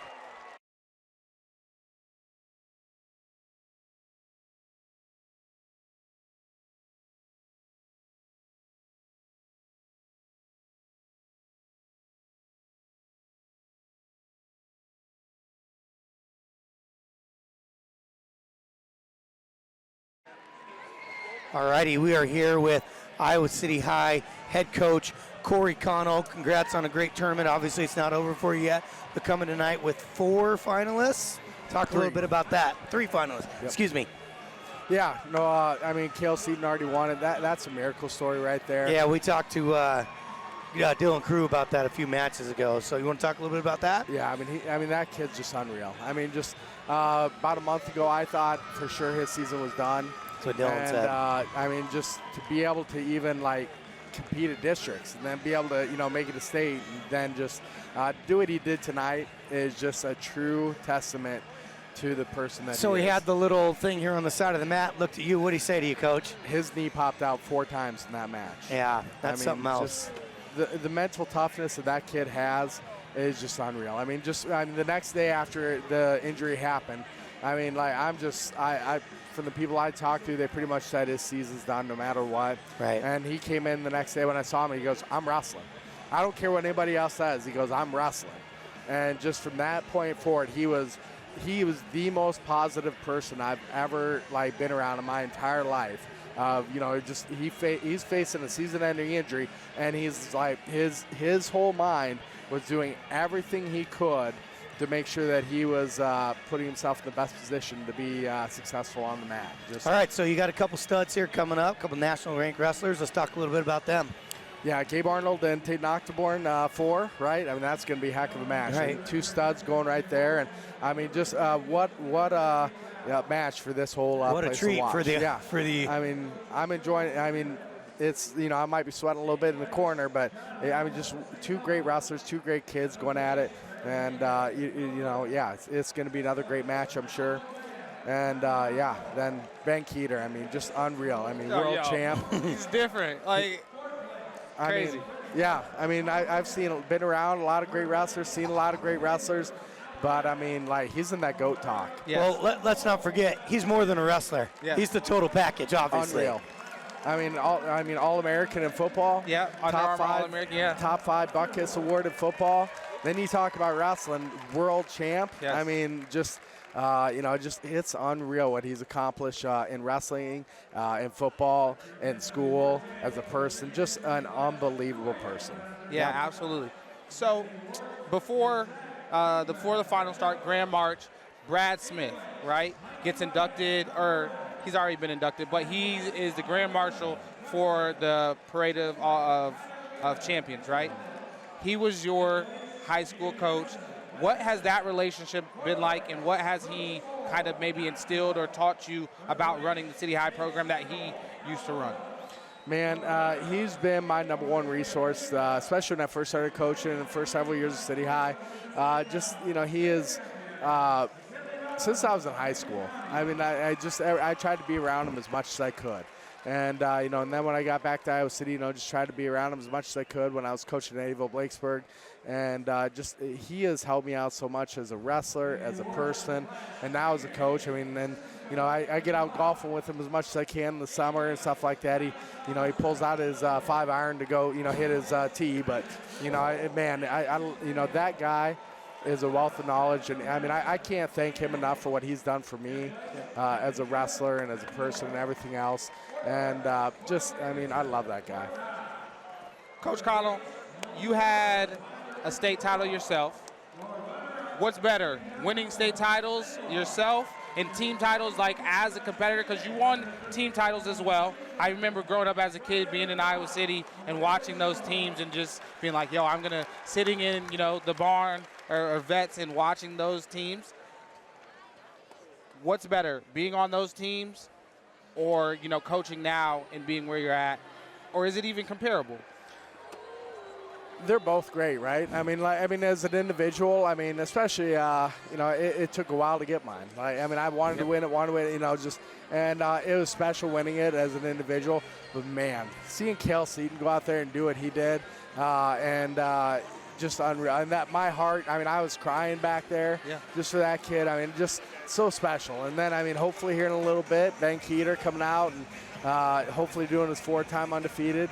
It's hard to compare because it was special as an individual, but man, some of the kids I've been so fortunate to coach. I've just been very lucky. Well, I know you have a wrestler coming up at 182, Gabe Arnold, and you got Ben coming up, so we're not going to hold you, Coach. Thank you for coming on, chopping it up with us. We appreciate you. Thank you, guys. Appreciate you, Corey. Good luck the rest of the night.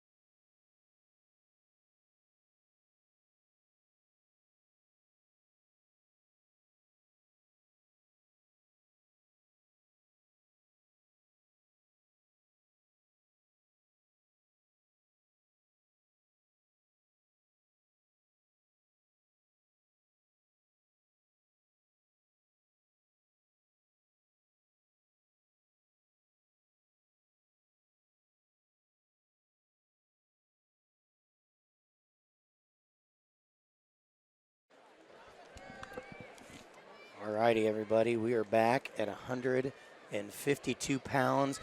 Where number 1 seeded Jacob Helgeson out of Johnston will take on number 3 seed Grant Kress out of Linmar. We are underway here. Helgeson is in the purple singlet, wearing the green ankle band, and Kress is in the red singlet, wearing the red ankle band. Kress is a junior, and Helgeson is a sophomore. Helgeson's older brother wrestling at Iowa State right now. Won on this night a few years back, and he is trying to replicate that. Yeah, and then, I mean, we talked about families earlier. Yeah. As Kress gets in on this head inside single, but great defense from, he's able to collect that far leg. It looks like he's going to be able to finish it, but great defense right here from Jacob. But we talked about families earlier and what those like family ties meant. Like, he had a brother that came here, 10 matches, Owen, banged up shoulder, like the emotions, like having to deal with that, the emotional hijacking, the energy, just kudos. Yeah, Dad was a great athlete himself. I believe he was a football player at UNI. Helgeson family has been winning state titles from Northern Iowa and Lake Mills, Iowa for probably going on 3 decades at this point in time. So they definitely come from a lineage of athletes, again, originating out of Lake Mills, Iowa, up north. And Helgeson active, super active. Kress the only one able to get to the leg thus far, but a lot of activity, great 2-on-1 actions. And I mean, these finals, these kids have been throwing it out there. Like they're looking to score points, even in the matches that have been like low scoring. It wasn't because of lack of energy or effort. You know, these are some of the best of the best. Yeah, that's credited to high level wrestling here out of all of these athletes here tonight. As we're going to go to the end of the first period with a 0-0 score. And Helgeson's going to get his chance to go down here. He's going to go down right away. I like that. Yeah, me too. I mean, if the game plan is to go down when you're fresher than in the third period, Yeah. And I like it because it's 0-0. I'm like, I'm trying to get the first point. Like, if I get the first point, I can get the next one. I can get the next one. Well, and as we learned last night, in a lot of cases, that first score allows you to have your choice in that last overtime if it comes down to the final 30 seconds. So that plays a factor too. Absolutely. Huge. A nice little elbow pass to a shot attempt for Helgeson. Nothing going there. Helgeson comes into this match with a 42-0 record, while Kress sits at 36-3. Yeah, they're getting a ton of matches, and you love to see that, you know. Kress looks up to Tanner Sloan, young man. Tanner's a man now. You're right.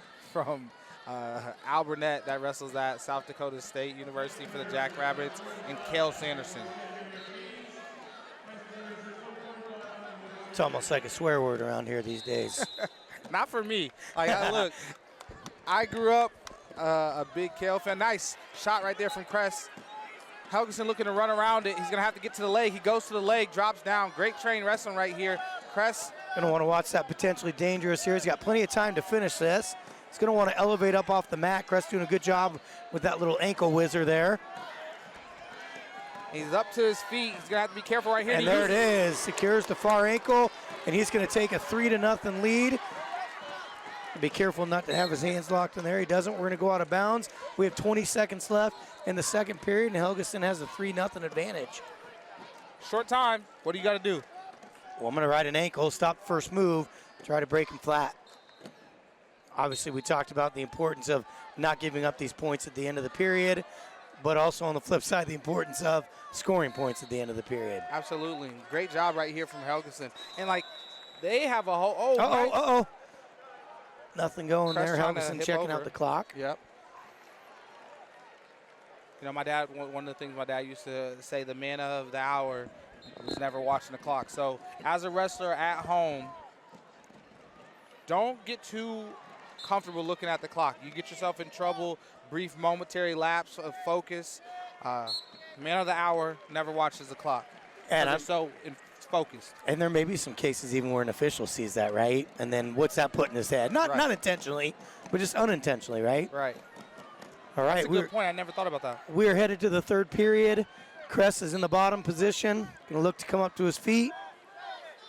He is an escape and a takedown away from tying this thing up. Yep. Owen doing a great job. For Jacob, I apologize. Look at, I sound like a parent. I called him by the other brother's name. Jacob doing a great job right here. Yeah, I got a few in my household. That happens all the time. Sometimes they even get called the dog's name. Stop it. Nice claw action right here. But these young athletes are like really committed. I know Jacob right here is a Eka nutrition athlete. Yeah. Like they have their nutrition dialed in during wrestling season. Joey Boyens does a great job over there at Eka Nutrition. It's just amazing to think about the commitment from these families and from these young, you know, these young student athletes in search of their goals. Yeah, I mean, we've talked about this maybe last year, just the push. There's not a whole lot of weight cutting anymore, right? It's like get big, get healthy, and wrestle where you're walking around at for a lot of cases. Shot right there. Oh, nice re-attack there by Helgeson. No, okay. No, said 2, then not 2. This has to be 2. Oh. Nothing. We're going to go neutral. We're going to stay neutral. So he wants to talk. Maybe reaction time? Is that what he's thinking? He gave the 2, pulled it off. What do you think there, Kai? I'm not really sure. I thought he circled. You know, I thought he was inbounds, but you know, sometimes you know, thank you next or whatever the situation is. Just refocus, get your opportunity. And I think that was an unwarranted shot by Kress, so he gets new life and new opportunity right here. Looked for a misdirection.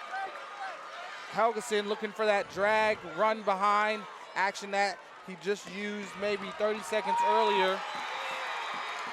Kyler Knack, your state champ over on the 1A mat. Out of Don Bosco. Here we are, 25 seconds left, 3-1 advantage for Helgeson. We're back down. Gress is looking to find an opening, and he's going to get a stall call. So we're right back in the position we were a couple matches ago. Yep. Kress tries to pop one off at the whistle. Nice, working hard here. Aware that he has that stall call, and he's going to back Helgeson off again. Helgeson trying to stay in the mat there. And we're going to go back to the center. Going to have to be intelligent right here. He's looking to go lateral. Another stall call. Dives in on the leg right here. And there's your advantage for Helgeson. He is your 152-pound state champion. Matches his brother atop the podium. That's probably one happy dad there. Congratulations to them. And the Johnston Dragons, Coach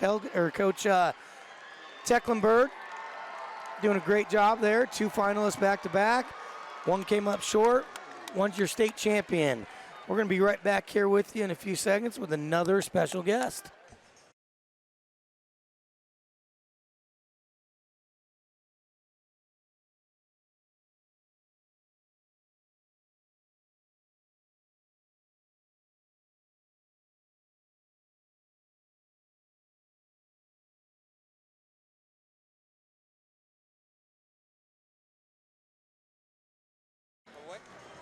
All righty, we are here with IA Wrestle founder Tony Hager.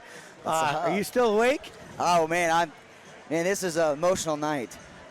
This is what you live for, like these moments with these kids and seeing situations like, I mean, every single match, right? There's heartstrings, the kids that lose, the ones that win, that we know those stories, right? So this is always a long night for me. Absolutely. Yeah, so a guy like you, myself a little bit, really heavily involved with high school wrestling, right? Like, so it's not like we're just sitting here. Like, we have relationships with a lot of these kids. So, it's hard. Again, like you said, some are, you feel really bad for them, and others you're super excited for.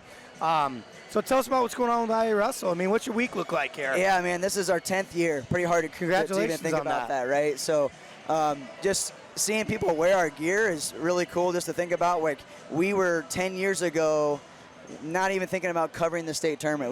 We started to cover the Iowa Hawkeyes, and then 2-3 years from then, we're covering Iowa high school sports. We're struggling to even get a credential because we're an online website, and now we have 8 credentials here, and we've got people on every single mat. Our goal every single year is to get an interview with every state champion, and this will be our 4th year in a row if we get them all. So that is our goal every year, is to get those state champions. What happens in between those is, we do our best that we can within our limits as far as rights go, but highlighting some of these athletes that maybe don't get talked about a whole lot during the year, because we focus again on probably like the top 12 normally, right? So leading up to Saturday night, we try to touch on those kids that just don't get talked about a whole lot. So fun week for us. So Tony, you have kids. Yeah. Your kids are probably going to wrestle or have had some interaction with it. What's that like now? You have daughter. Yep. You have a daughter, right? Yep. And you have 2 sons? I got 2 sons. Yeah, his birthday's today. Oh, happy birthday. What's his name? Charlie. Charlie, happy birthday, buddy. Yeah, he was born during state wrestling, kind of fitting for me. He was born a day before state duels 3 years ago, so that was a crazy week. But yeah, my boy Cash, he's 8 years old. He's going to try to place for his 3rd time at Super Pee Wee State the first weekend of March, so he's wrestling really hard. My daughter is in gymnastics right now, and I think she's gonna be the best wrestler probably. Girls they're just so much fun. They feed off people, and they're very fun to coach and show. Coach Roland has a new appreciation for coaching because it's very pure for the wrestling. Girls. Very pure. Yeah. So it's going to be interesting to see kind of how my role in the life of media goes once my kid starts wrestling. Thinking about it, it's crazy. Yeah, absolutely. That's that's super awesome. And now, like you said, your daughter you think might be the best one. She actually now has a real opportunity. Yeah. What does that mean for you? We all 3 of us have daughters. Yep. What does that mean, and how, as a media company or someone that owns a media company, what can you do to enhance, the growth of wrestling through women's wrestling? Yeah, I just think through our social media platforms and articles and interviews is you always have a role model, right? Like when we're little, mine was Emmett Smith. I want to be a football player. Well, that's not realistic being 105 pounds, right? So, as a girl, they're on their phones and they see us making cool videos or hearing them say hey, you can do this someday. That's what we do as a media company, and that is how you grow the sport. And at the end of the day, it's not us that does it. The girls have to go out and perform, and they have to put on a show and empower themselves and empower the future of our sport. And this state tournament this year was just it was off the charts. Unbelievable. I mean, the ones in the past have been great, right? But this one just seemed to feel a little bit better, just different. The girls, now it's we're not just talking about sanctioning it. It's already sanctioned. Now it's legit. We're not just talking about it anymore. Now it's just another state tournament now. Absolutely. Hey, real quick before we got going, Yep. So obviously you're going to finish up this tournament. You got some big college tournaments coming up, but what's next for IA Wrestle? So next is AAU State next weekend. Obviously we'll be back in Wells Fargo, huge venue for youth wrestling. Then we got Super Pee Wee State, and then we'll have Night of Conflict. We're going to do that at out in Cedar Falls. Really excited about that. And then we're going to start that grind of freestyle wrestling. Going to try to, in Greco wrestling, really going to try to cover that side of the sport a lot more. Iowa USA Wrestling has done a great job of pushing more tournaments on the weekends. Right. It was dead for a long time. We'd have 2 or 4 tournaments a year, and the people in that organization has really pushed people to start tournaments. And guess what? We're recognizing that, and we're going to go try to cover them and help Iowa USA Wrestling. Try to. Summer wrestlers make better winter wrestlers, right? Absolutely. We've always heard that, right? And it's paying off for Iowa. We can see it right here. Absolutely. Well, we know you're super busy tonight, Tony. Appreciate you giving us a few minutes of your time. Awesome. Thank you, and Thanks, best of guys. luck. Appreciate it, guys. Thanks for the time. Tony.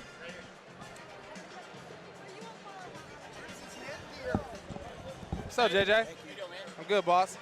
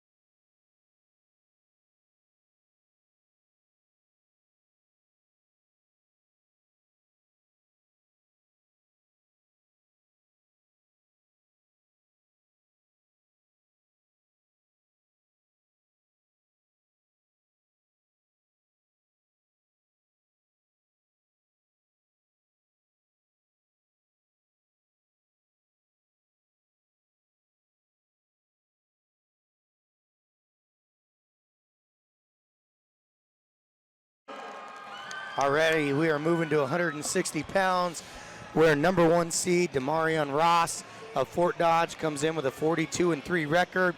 He's going to face off against number 3 seed Danny Diaz out of Waverly Shell Rock, comes in with a 22-0 record. This is going to be an exciting one. This is one I had marked on my paper, like not really sure what's going to happen here. Ross is going to be in the white singlet, wearing the green ankle band, and Diaz out of Waverly Shell Rock will be in the traditional black and gold with the red ankle band, and we are underway here. And they got history. Diaz won 3-2 in the semis of the Ed Winger at Urbandale earlier this season. So I'm excited to see if there's going to be a change or if Diaz is going to be able to finalize the family night and get 2 state finalists and 2 state champs. Yeah, Diaz, the cousin of Boz Diaz, who won a state title here for Waverly a couple weights ago at 145 pounds. Could be a family affair tonight.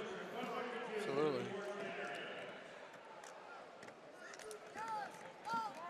Got my view blocked here from Mr. Sean Angel, the outside official. Bob Ulick on the inside. They're going to go out of bounds. Great action right there. Danny Diaz was forcing that underhook really nicely. And Danny Diaz is going to be going to wrestle for Nick Mitchell at Grandview University, who will be a Viking.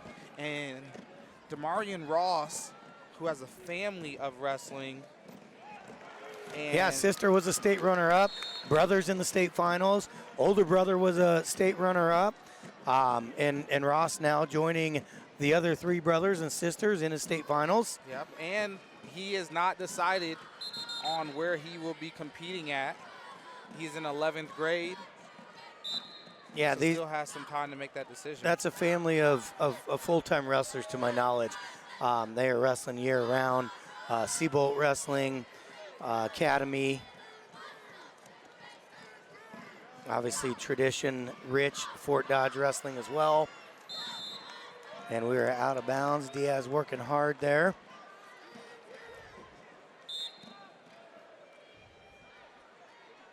I mean, they're getting after it. Both of them have looked to get to attacks. Nice club right there. Heavy left hand out of Ross. From Ross. Diaz tries to go snap and mix it up a little bit. Isn't able to find an opening. Nice duck of the action. Almost off balance a little bit from Danny Diaz. Ross able to circle and get back to the center a little bit, but Danny able to kind of work on that 2-on-1 and take it off. He's going to have to circle here. You're looking for, a nice 2-on-1 shuck. Ooh, go out of no bounds. time, it's time. I think, wrestling has changed because now the officials have that vibrating wrist watch. I didn't know that. Yes, that lets them know. So, like, I'll be watching the action as a coach, or coaches will be watching, and they'll stop it, and you're like, what? We're out of bounds? Oh, no, the time went off. You look over, and it's on 0. No one knows. Like, you know when the kid goes out with the thing and counts down 4, 3, 2, 1. Right. It's completely changed it from a coach's aspect. Looking over those Waverly Shell Rock coaches, are like, what? You stopped that? No points? Oh, the time was out. Yeah, that's amazing. Yeah. Shout out to who decided that was important. Yeah. Maybe. I mean, I don't know. Like I said, it makes our life a little bit more difficult. But at least you know for sure the time. Yeah, the is being official knows, stopped. right? Yes. Yeah. And that's the way it should be, obviously. 1 point escape for Danny Diaz.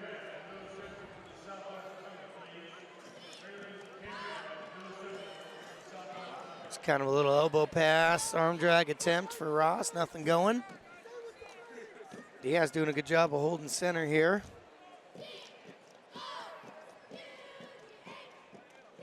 Oh, that was fun.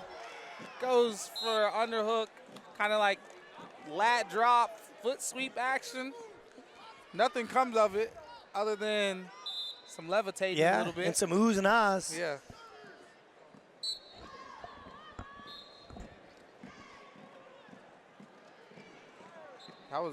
That was a nice action. Wasn't able to finalize anything from it, but you could appreciate the energy that it takes. Nice sweep action right there from Ross. Diaz pulls it up, gets the underhook on his right side. Now he's looking to run corner. And there's a takedown for Diaz. Beautiful head in the hole execution right there. Yeah. He will extend his lead to 3-0 over the junior out of Fort Dodge. Yep, throws the figure 4 in on the leg. Coach Eric Wickam and Brett Whelan in the corner there for Diaz, and Coach Mark Ryle in the corner for Ross. Ryle, an All-American from UNI and longtime Greco-Roman senior level athlete representing Iowa in the United States. Ross getting set here in the bottom position.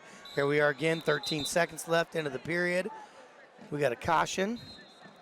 Gonna have to reset to 13. Oh, they went 14. Give him an extra second. As a coach, if you're talking to your kids, how do you feel about the cautions? You got 3. Use them. Okay. Use them. Once you get to 2, you know, if you get the call, like anticipate the whistle. Right. Like don't purposely start ahead of it, but anticipate. If you can gain that advantage, and once you get to 2, then you got to back it off, obviously. Great short time ride right there from Danny Diaz. Did a great job recognizing where he was at, what the time was. Ross is going to choose neutral to start the 3rd. Yeah, I think he looked over at coaches. He wasn't, wasn't mind made up, and he just thought, I got to find something happen here. I got to make something happen. So usually that's easier to do from neutral than bottom. Unless you're like Wade Chalice. Yeah. Going to go out of bounds right there. Looks like Ross is committed to picking his pace up for sure here. For sure. And you'd love to see some of these kids maybe start a little bit earlier with their activity level. And just, trust that belief. Like, it's the state finals.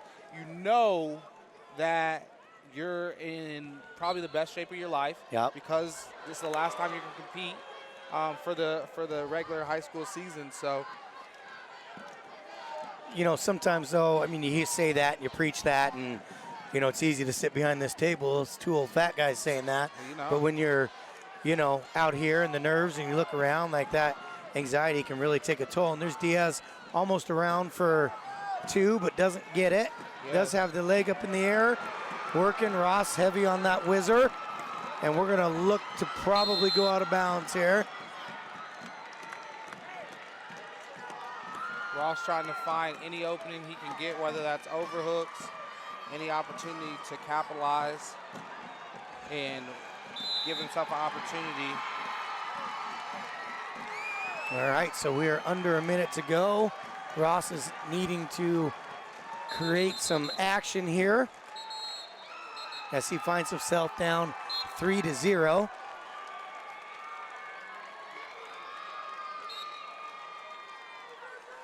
Diaz doesn't have to do anything here.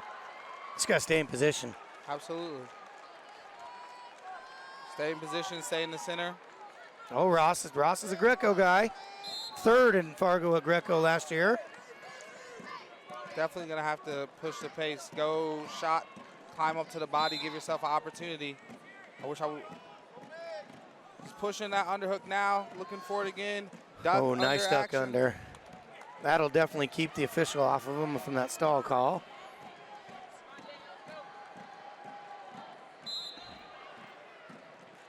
Right back into that underhook, driving him off. There's this outside single attempt. We're down to 10 seconds, and there's two. Now he's going to want to drive off. He's going to want to drive off here. 5 seconds. And he does. We're going to go neutral would be my guess. Flying squirrel. Flying miracle or something. And Diaz just going to back off. Ross. Ooh. Ooh. You know. Close. But hey, state champ. State champ. Danny Diaz, Waverly Shell Rock. I believe that's their third tonight. Yeah, third Yes. state champ. Yep. Third state Obviously, we talked about they iced the team championship here. We're going to have Coach Wickam on here in a couple matches. Congratulations to them, the Diaz family. And here comes Boz out to celebrate his brother. We will be back with you in a few minutes. We have no guests. Yeah, his Yes, cousin, yep. We've got a special guest this time. We're going to get ready for him very shortly.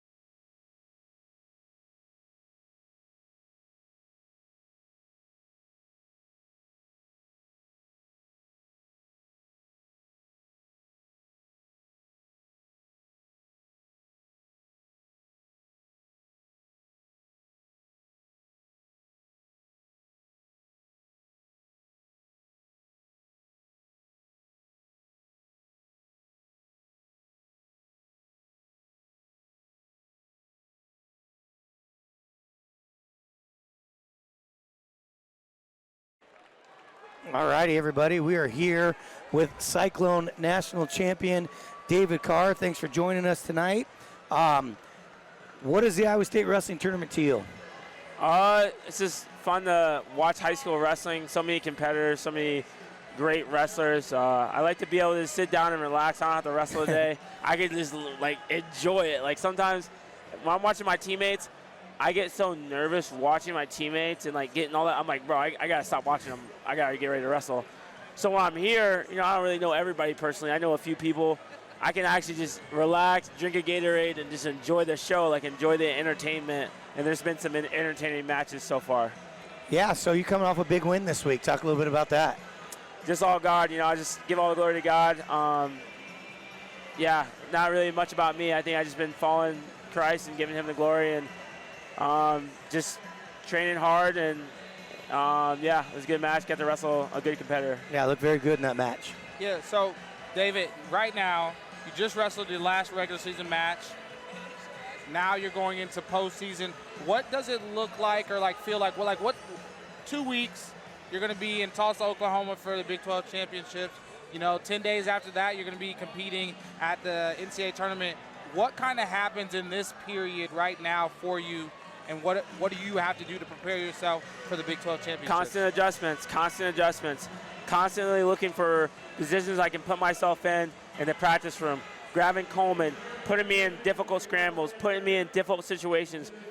Put me in situations that I want to be ready for. Like anything can happen. I want to be ready for all of them. So when I'm wrestling, the next time I wrestle anybody in the next match, he might get this, he might get this. I'm not surprised. I know how to defend a cradle.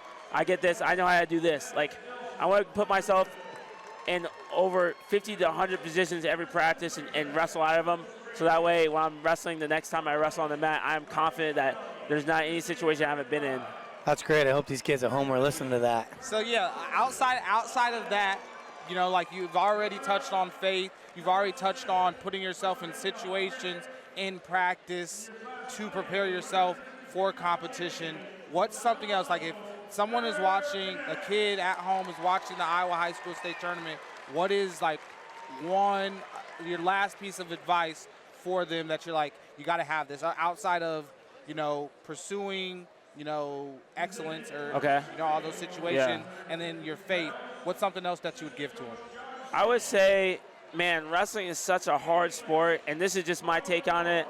Have fun. Like I think some people just take it so seriously, and I take it seriously, but I think that I also have fun with it. I'm laid back. Like our team in the locker room, if you could see our atmosphere and the way we carry ourselves, we're laughing, we're saying jokes, we're encouraging each other. It's such a chill atmosphere. Like, you wouldn't know that we were getting ready to wrestle our biggest matches.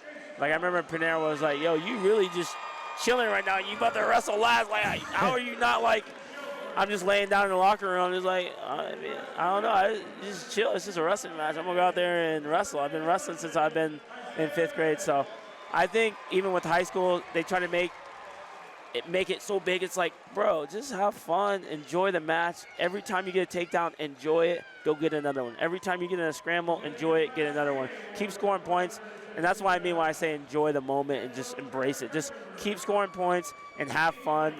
And I think, you know, unless that's like your mantra to be like all serious and tough, I think smile and enjoy the moment. Absolutely. It's great advice. I appreciate that.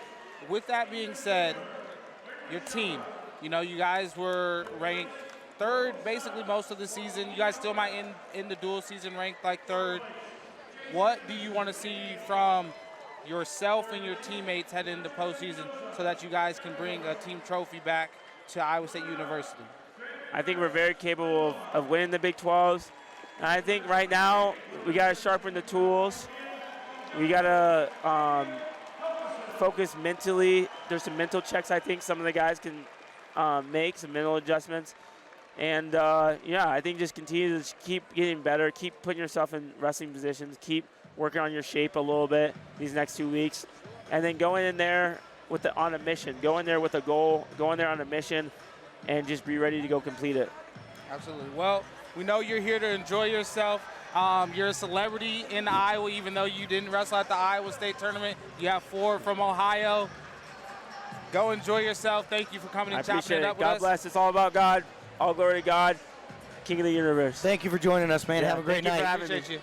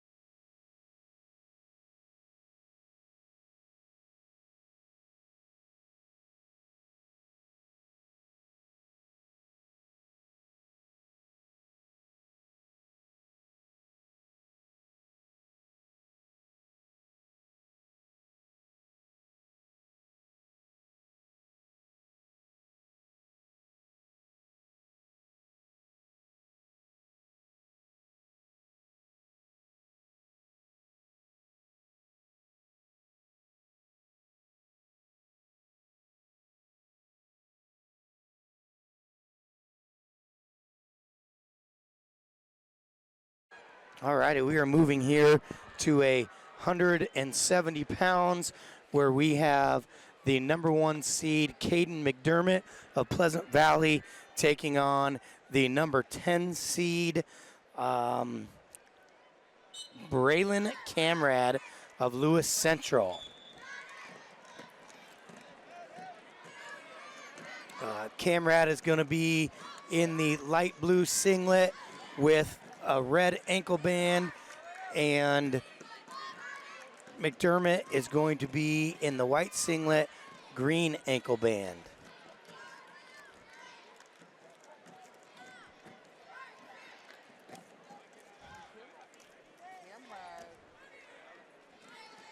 Got a win yesterday in the semis, a tight match.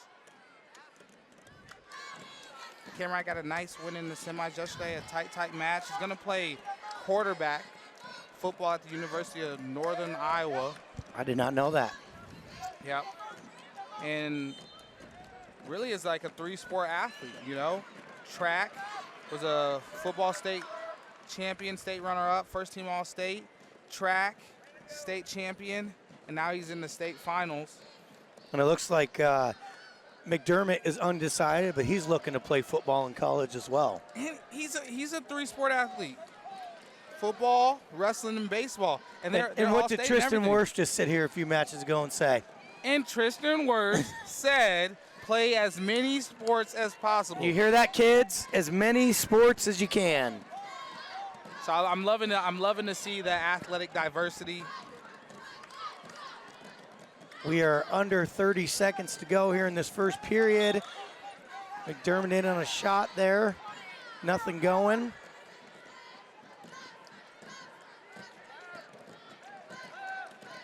Again, Camrad, the lowest seed, I believe, in these finals, in the 3A mat anyway, comes in, like I said, as the number 10 seed. And we're going to go to the end of the period, 0-0. They haven't mixed it up as much in this match. McDermott is going to choose bottom. All right, we are set here, second period. Camrad's going to cover here. No score. Kind of a common theme we've seen a few times tonight. No first period score. Not for lack of action, but, you know, just lack of great wrestling and defense. Yeah. Yeah, they've been scrapping. McDermott able to get away, gets the point on the board.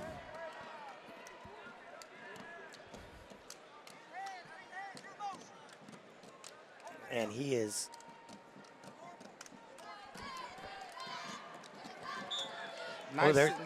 Nice single right there. Great defense by McDermott. Goes to that, punches that underhook on his left side. Hasn't been able to get to the side. You kind of want to see him get to the side, or maybe switch it up and take that underhook out and go attack that left leg. But yeah, they're getting after it. Haven't really been able to like open each other up. But nice clubs.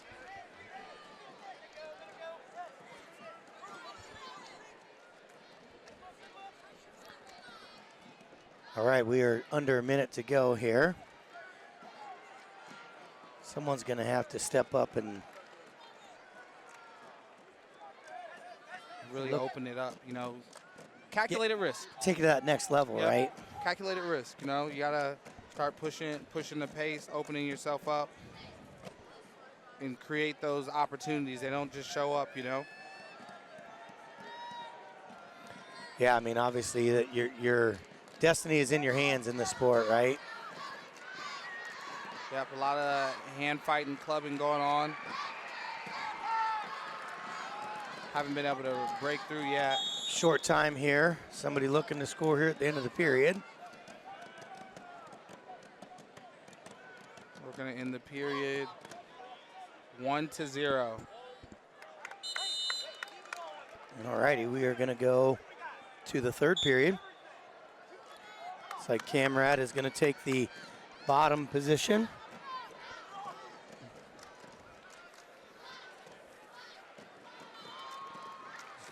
Do you ride to win? I mean, you try, but there's your answer. So it's looking like it's going to come down to takedown or action. Yeah, again, could come down to that stall. We got no stall yet.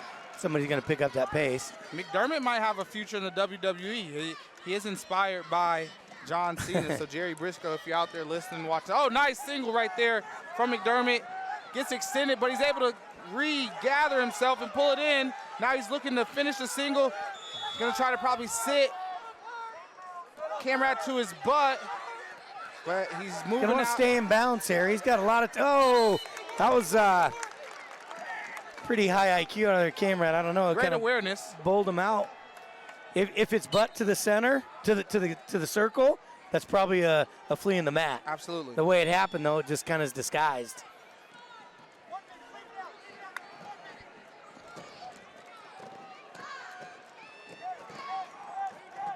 Dermott hasn't been able to finish. He's gotten in on some nice attack right there, that single, but he wasn't able to capitalize. Now he's looking for that left-handed underhook again.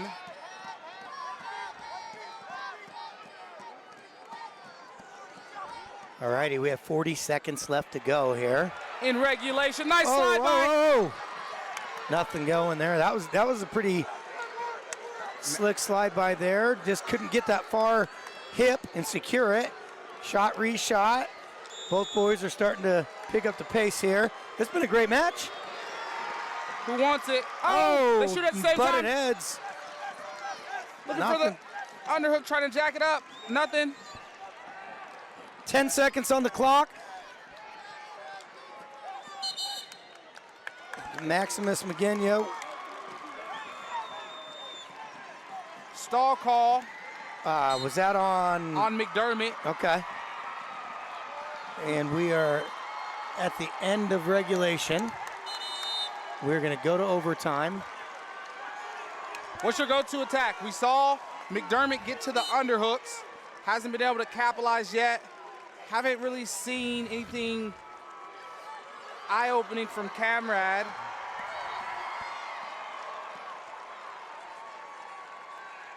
There he goes. Nope, shot. Gets to the double. Oh, there's deep. He's deep. Oh, and Camrad pulls him up, and we got nothing. There's a warning on Camrad. Yep. So each wrestler has a warning now. So who's going to go first? Usually in these situations, the more active guy. Shot from Camrad.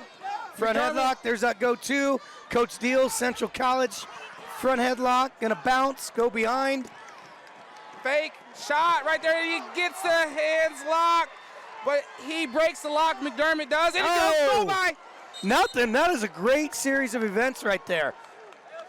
Hopefully we keep that up. We see 17 more seconds of that. Shot off the whistle, and he's building up. Goes to the underhook, nothing.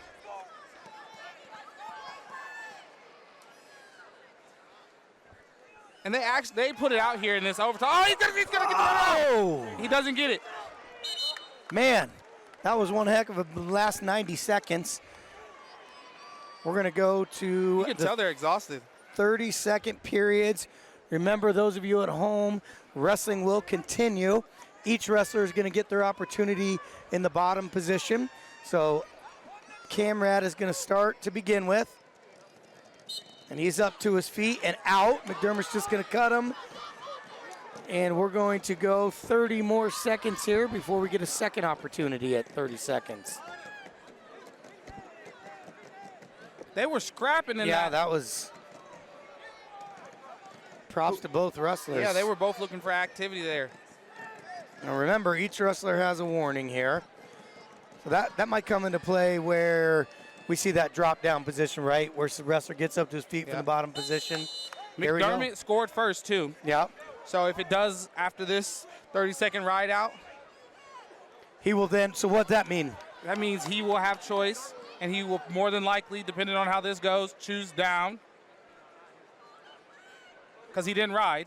Correct. He didn't put, I don't think a ton of energy into that ride. So Camrad looking to ride to win. Oh, looking for the roll. There's a Granby, and he's up and out. 20 seconds on the clock. I think we're going to see a flurry.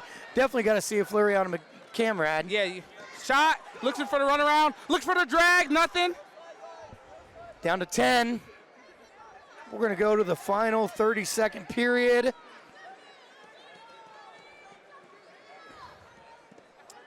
Looking for a drag, nothing. Now, McDermott's choice. He gets to choose. has to ride for the win. Crowd getting involved a little bit.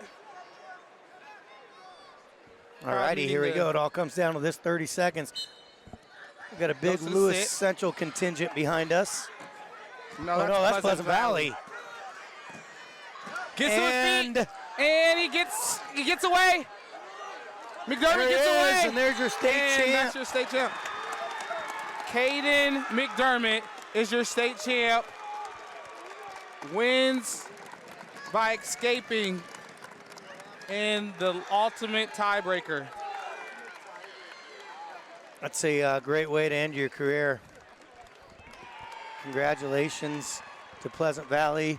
We will be right back with you for the 182-pound match in a few minutes. The match of the night! Yeah, that's nationally ranked Bowers.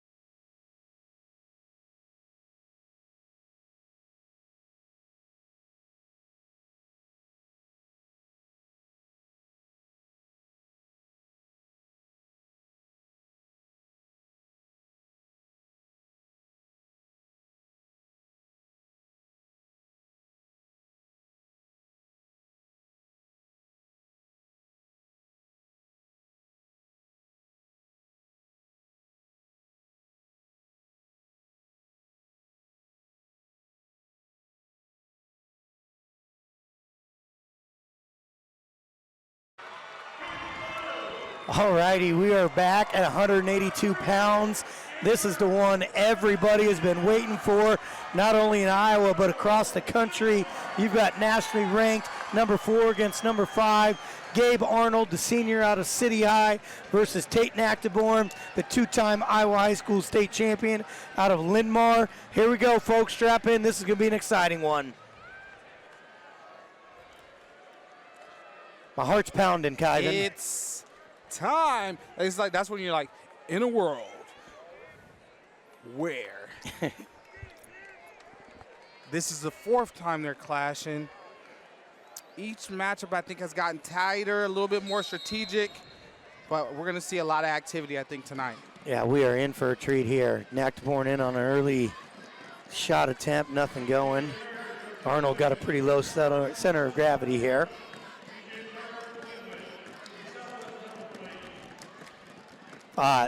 Watching these two interview, the respect they have for each other is just, you know, they love this. They feed off this. They thrive off this. There's a lot of wrestlers out there that may not want to wrestle this match, you know. These two living and breathing it and excited for the opportunity.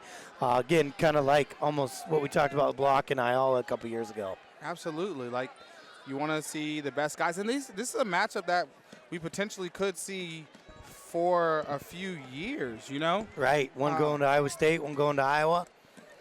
And so, I mean, I'm excited to see how that transpires.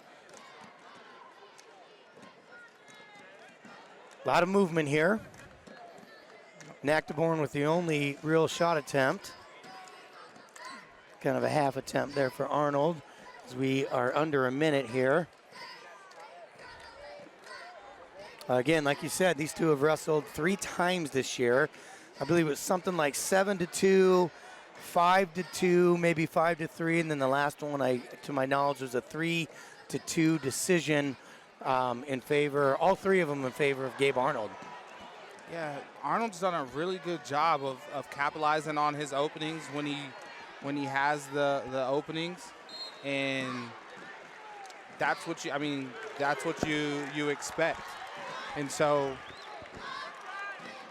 I'm excited to see what adjustments are made in both of their styles, you know, to see who can come out tonight top.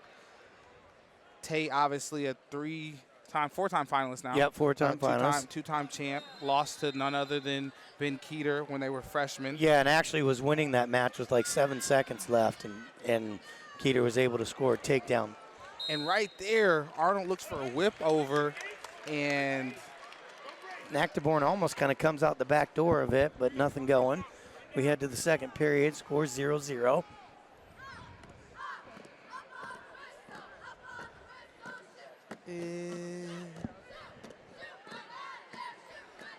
Gonna line up. I think we're gonna see Tate look to ride, bumps that leg out. Now looking to lift and go mat return. Hasn't been able to really do it yet. Now he gets him off the ground, looking to slam the hips, but great cat-like reflexes. Arnold gets up to, keeps his base, you know, tight. And now Tate drops down to the leg and is looking to climb up the leg of Arnold and move forward. Yeah, we have Travis Pike here, the official in the center of the mat. And on the outside, we have Iowa Official of the Year, Brian Gray, was recognized before the finals here tonight. So these two are in good hands. Great flexibility right there from Arnold. Nactaborn being very intelligent right there with the leg, not forcing anything.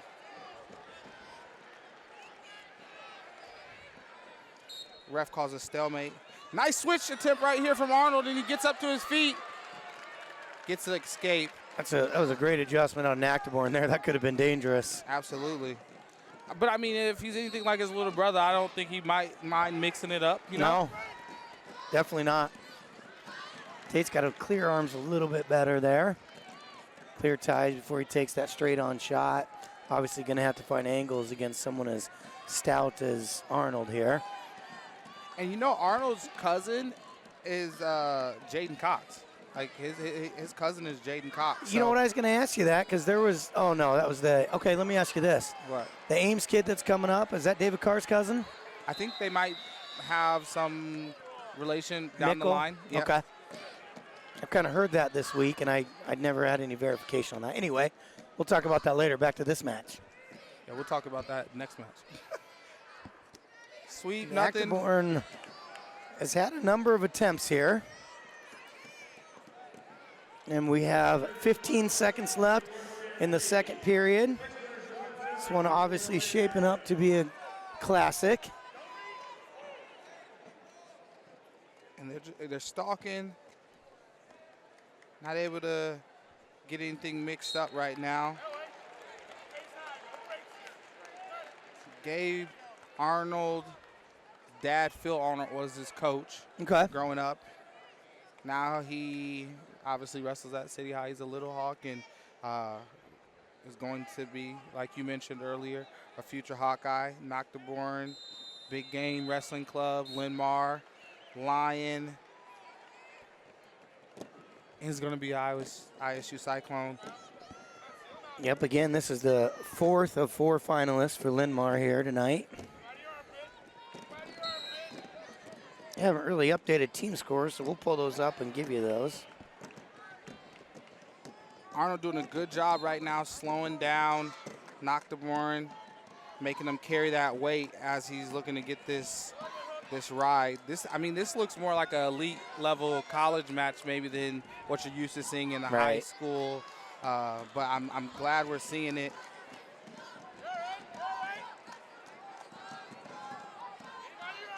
And the thing is, there's no consequence. You know, like, you got 2 minutes to get away.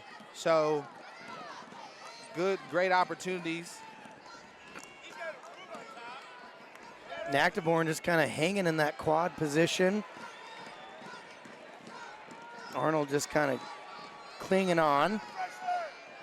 Making him carry that weight, then going out of bounds any opportunity as they look for situation on the edge. 55 seconds left, 1-0.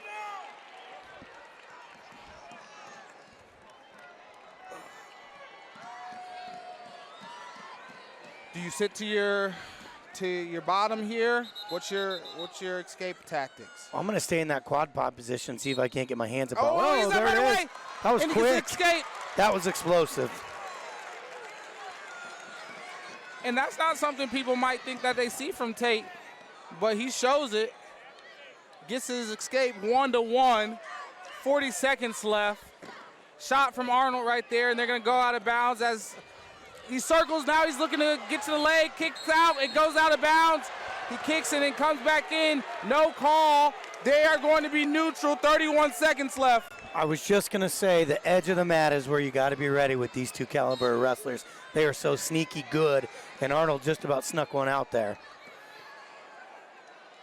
Oh, and he gets to the single. Arnold kicks out. And he's got Tate the far ankle. Leg. He's going to try to pull it in. And they're going to go out of bounds. Nothing. I mean, both of those potentially could have been fleeing the mat calls out of both wrestlers. I want the fans to get into this. This is something you're going to be watching for the next we're down to 10 seconds here. Shot right there from Arnold. He gets the legs and he's lifting. And he's going to get that. No, he goes for a roll like that. Nothing. Wow. Nothing. Wow. Oh, my goodness. This is wild, folks. This is high school wrestling in the state of Iowa. I hope you're enjoying it. It does not get better than this. We have 1 minute on the clock. Here we go, folks. That was deep. Great shot, great defense, beautiful leg pass, great intelligence by both wrestlers. They were really aware. What's your go-to attack? Shot right there, and Arnold's gonna get to the leg. Tate looking to turn it over the hips. Arnold gets up to his feet. Tate's gonna have to be intelligent right here. Arnold looking to get the finish. They're again on the edge. That's what you talked about earlier. This is where this match is going to be won, on the edge of the mat. He has a nice wizard in. Yeah, Tate's got it all locked up under there. And he looks for a leg pass, and he's going to get coming up. He's going to come up. 7 seconds. He's trying to get up. Both of them have legs. He's behind it. Nothing. This is what you paid for, folks. Holy smokes. These young men are scrapping. The future of in-state wrestling, Iowa Hawkeye and Gabe Arnold, Iowa State Cyclone and Tate Noctiborn. As you can tell, both of these young men have put it out there. They're exhausted. Arnold gonna take some blood time here.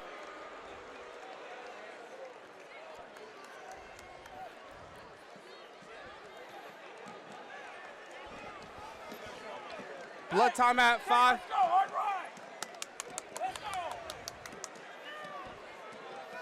Tate did look to have the advantage from the top position there early. Arnold put on a nice ride. Arnold put on a nice ride. Yeah, I had that backwards, didn't I? Yep, Arnold I'm put too on a excited. nice ride. Too excited. It's wild there. Let's go, fans. Here we go. Get on your feet. If you're at home, get up out of that chair. He goes to the single. City High looking for a stalemate call. Tate hasn't looked to finish it, but he's gonna have to make some attempts. Stall call right there. He's looking for the kick out right there. Noctiborn. Arnold gets away. 10 seconds here in the first 30-second period. Looks for a duck.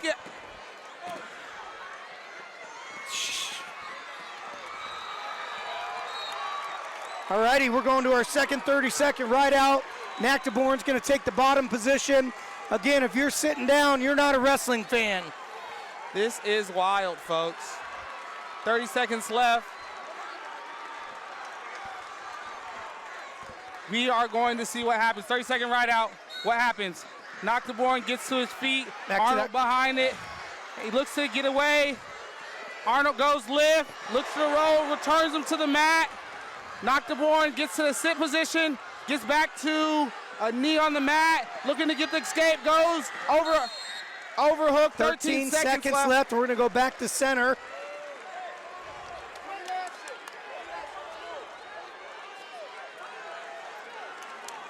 These kids have put their heart out here. This has been a treat, an absolute pleasure and honor to be able to call this match tonight between these two wrestlers.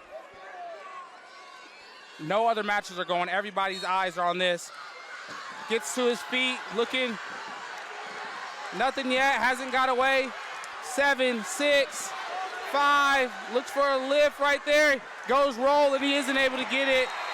Gabe Arnold holds him down and is an Iowa High School state champion at 182 pounds with the ride out. Congratulations to Coach Cory Connell and the Iowa City High program.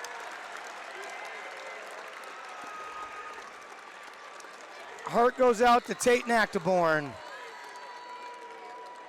Got it done. A lot of respect, both of these young men.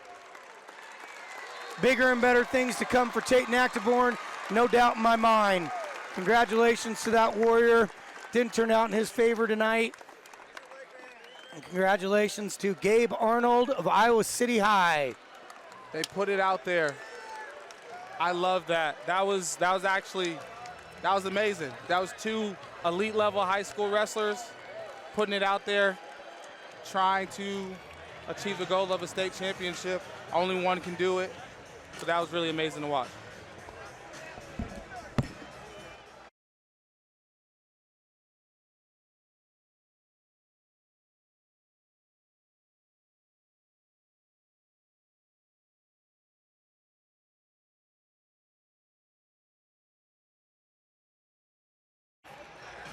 All righty, we're here. Wow, what a match, Coach. That was an exciting one. But let's talk about what Waverly Shell Rock did this week. Oh, man, a heck of a week. Our kids just really competed hard. They believed in the process that we've gone through all year to get to this point. And we've had growing pains throughout the year. We've had distractions. We've had all kinds of different stuff to work through. And our kids just kept their head down and kept to work. Well, congratulations to you guys. Obviously, you've got quite the tradition going there. What are we looking for next? Well, we got one more guy here in the finals coming up. Jake Walker at heavyweight. We've lost twice to this kid from Norwalk during the regular season. Great matches. I expect to see another big one here tonight. Absolutely. Coach, when you talk about building a program or taking over a program and continuing in the legacy that the Waverly Shell Rock Go Hawks have, what is that like energy-wise, and what are some of the things that you have to like preach to yourself so that it pours over into your student athletes? You have to take on a huge responsibility, and that's something. You know, I'm a former Go Hawk myself. I'm alum. Rick Caldwell is a great friend and mentor to me, and so when I took that over, I felt a lot of responsibility. And I always say, you know, that's self-inflicted. No one ever told me you got to do this or you got to do that. But I wanted to keep it where it was, continue to grow as a program, and that just it takes a lot of work. It's a lot of work and dedication. My family, my wife allows me to do the things that I do. The time commitments I make, my kids are bought into that as well. So it's a family thing. Yeah. One question I have for you, you have a young man at 195 pounds, McCray Haggerty, put his heart out there, obviously compromised with the shoulder injury. What is it like to have someone of that caliber and that character, just a warrior spirit, you know, be a part of your team, and how do you feel about him? You know, wow, you know, tough situation for a kid that's meant so much to this program. But you talk about somebody that embodies the things that we talk about as a program, grittiness and team and, you know, being able to do things. I tell the kids all the time, as wrestlers, we're different kind of people. And, you know, buy into that we do things that the average person won't do. And McCray demonstrated that the other day. He had an option. He could either be done or try and give it a go. And he said, hey, Coach, we're going to go, and we're going to see what happens. And that's what we did. And he gave everything he could, wrestling with, I think everyone that watched him wrestle that whole thing with one arm. Man, I'm just so proud of him. I'm so proud of his commitment and, you know, not only just thinking about his team, about how he could continue to help the team.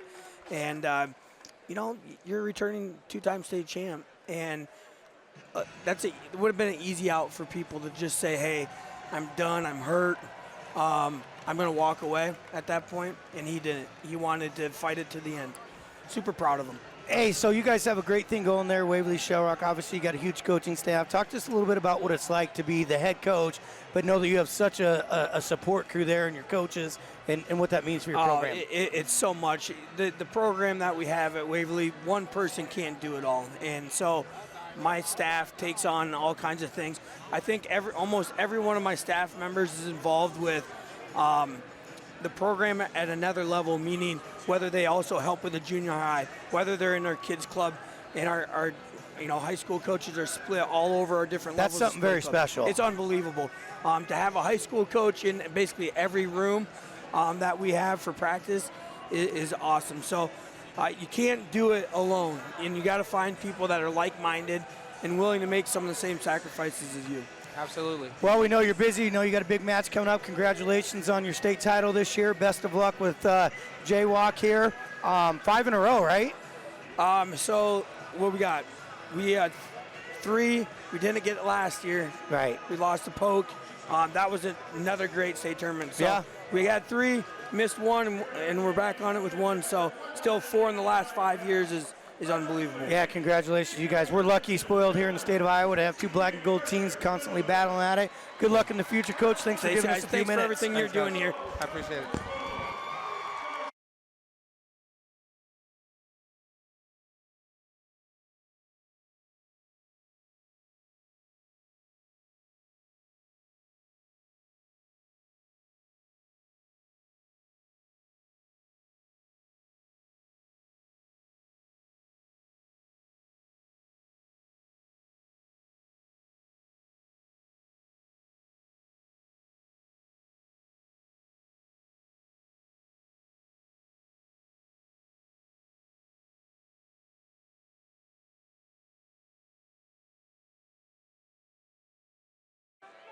All righty, we talked about that last match being a great one. This is shaping up to be a great one as well. I believe these 2 wrestled earlier this year, and Ross was able to win a 3-2 decision. We have Ross the number 3 seed out of Fort Dodge, a phenom freshman, taking on Denari Mickle, another freshman out of Ames, 31-7 record coming in. Ross comes in with a 43-2 record. This is the future. Talk about that. It's amazing, and like they have history. Like they've been coming up through middle school. One's been winning a weight at national tournaments. The other one's won the other weight.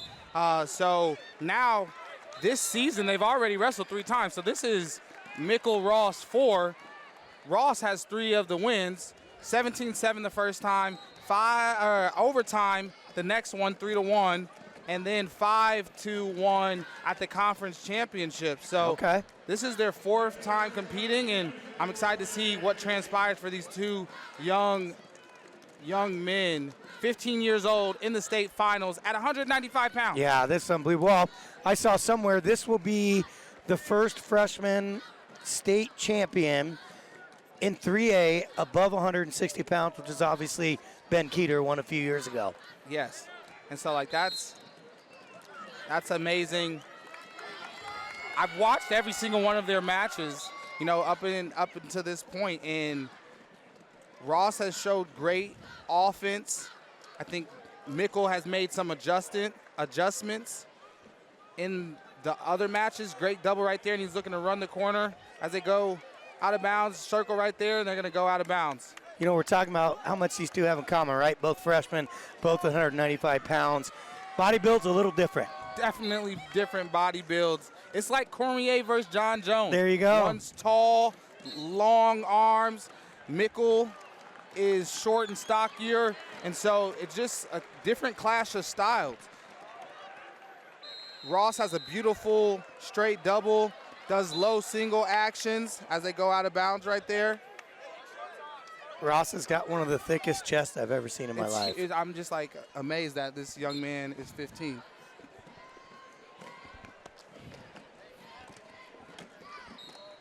Just amazed. So it looks like we're gonna end the period 0-0. No one's really gotten deep in on a shot or gotten to the leg. No, Ross, quite a few attempts. He takes that from space, right? That little double from space, and Mickle just wasn't giving it up. In the other matches, Ross is going to choose down, going to look to get that first point. In the other matches, Ross's prowess on top has really been kind of the separator, as well as like the offense. So he gets it back up to his feet right here. Think he's going to get an escape. Did not get it there at the edge. Down, it was 10 seconds. Seemed like a little longer than 10 seconds, but we got to. They're kind of just holding right there, you know? I think we're going to be in for another exciting finish here. I think so, too. I thought, you know, this whole tournament, watching the semis last night, as Ross is out for 1, takes the 1-0 advantage. Watching those semis last night, just the level and high quality of the matches and what the fans were treated to, you know, we've kind of equaled that again tonight. Absolutely, and Ross trying to close that distance, goes collar tie with the right-handed underhook. Might be looking to get that stalling call as he runs it. We did get the stall call. Goes underhook to a knee tap, runs it off the mat, and gets a stalling call. Denari starting to push forward. Can't get over aggressive right here. Starts reaching a little bit. Ross does a good job redirecting his energy, shoots a double, but they go out of bounds. Shot off the whistle right there from Ross, and he gets up and looks to collect. Collects, gets the double. Mickle moves his lead to 3-0. Mickle head on the mat right now, needs to score here. Has a minute left in the period. See what Ross decides to do on top here. He's gonna look to ride. That's one of the situations in the matches before where he's really taken that next step in controlling the matches. You imagine these guys battle it out for the next 4 years if they don't switch weights? Well, my thing is these young men need to be practicing with each other. Yeah. You know, like, however it happens, it might not be at a club practice. One might need to come from Ames and go to Fort Dodge. The other one might need to come from Fort Dodge to Ames, but that can only help them. Well, we've said it. Iron sharpens iron. Iron sharpens iron. So, I mean, I would love for both of these two, their parents or their people, to come together and be like, hey, let's get better.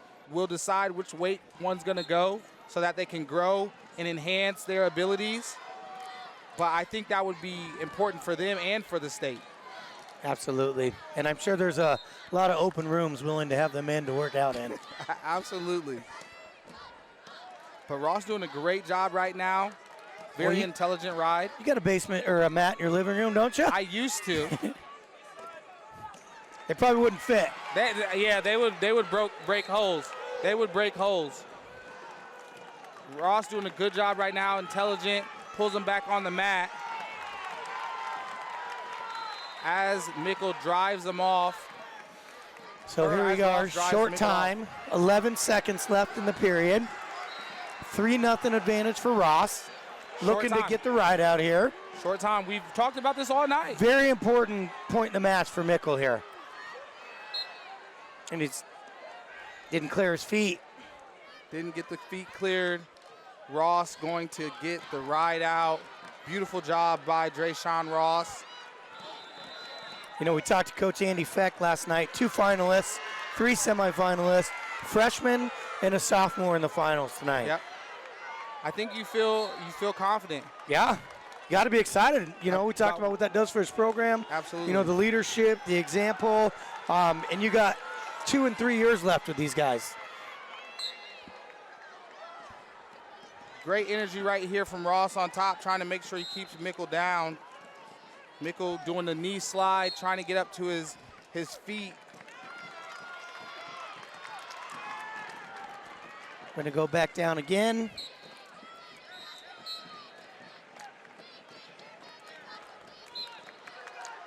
Roll off the whistle.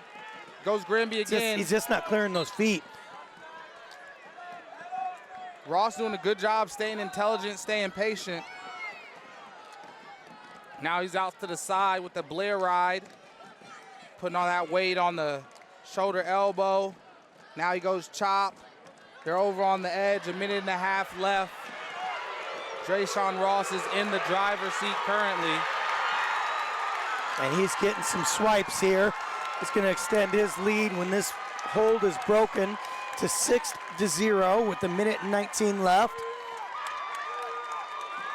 Nice tilt right there from Ross. And he'll just stay right there for the next minute if can be, as he rolls back over. I think Ross is going to want to open it up. Absolutely, he wants to send a statement here. Absolutely. You can see his energy picked up a little bit. Coach is telling him, Bobby Thompson telling him to ramp it up, you know. Right here, this is big moment right here for both of these wrestlers. Ross to look and show dominance. Mickle to show fight, heart, energy, effort. Has to stay in there, fight.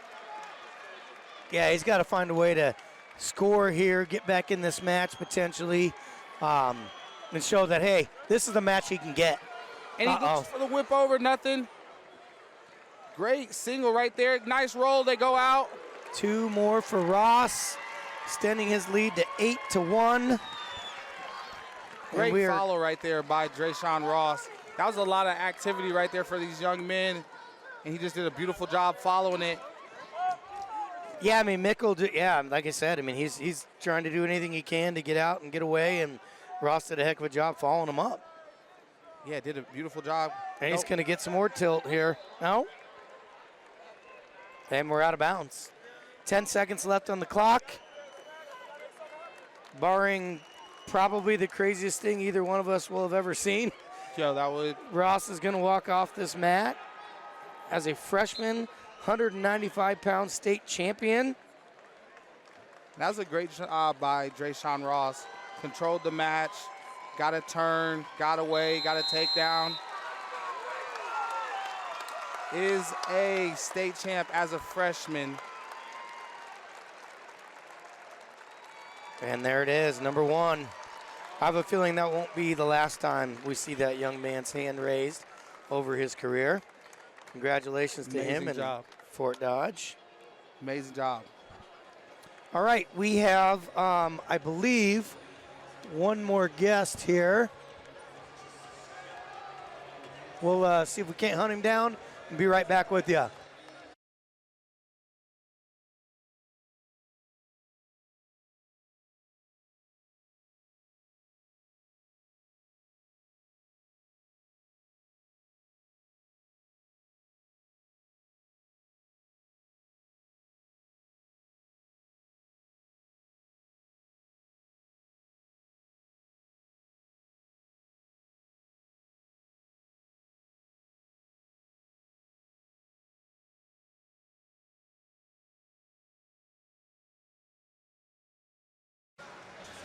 Alrighty, welcome back. We have a couple more matches tonight, but before we get to those, we have Cyclone All-American Ganon Groteluschen joining us. What's going on, man? What are you up to? Not much, man. This is great. It's great to be back. It's great to be back at the Iowa State tournament. You know, I just feel like this is the best tournament literally in the country. Right. You know, I'm excited to watch my boy from Hempstead, you know, compete against a great guy. You know, I think Ben Keener, you know, obviously #1 in the country, but I'm excited to see if he can go out there and, you know, show up. Really, so. You know, mix some things up, absolutely. Yeah. So, Ganon, you were All-American at Iowa State. Yep. Now what are you doing? So now I'm in the medical field, so Okay. working, selling medical equipment in Des Moines, so Awesome. no better. It's good to be home. Can't beat this as well. So you went out east for a while, but now you're back. Same company, different company, Yeah. what? New company, so I went with Olympus out east and then came back, worked for Ambu now, single-use endoscopy, so single-use scopes. Okay. Better for the patients, you know. Yep. So no risk infection, of course, but it was good out there. I was training out there at Harvard for a while with Yara. Yeah. He's a stud. Hopefully he will get him at Iowa State. So, but other than that, no, it's been great. Been great. When you talk about watching this tournament, seeing these kids accomplish their dreams, you've accomplished your dreams at this tournament. Yep. Do you see yourself having a future in maybe high school, club, coaching, anything like that?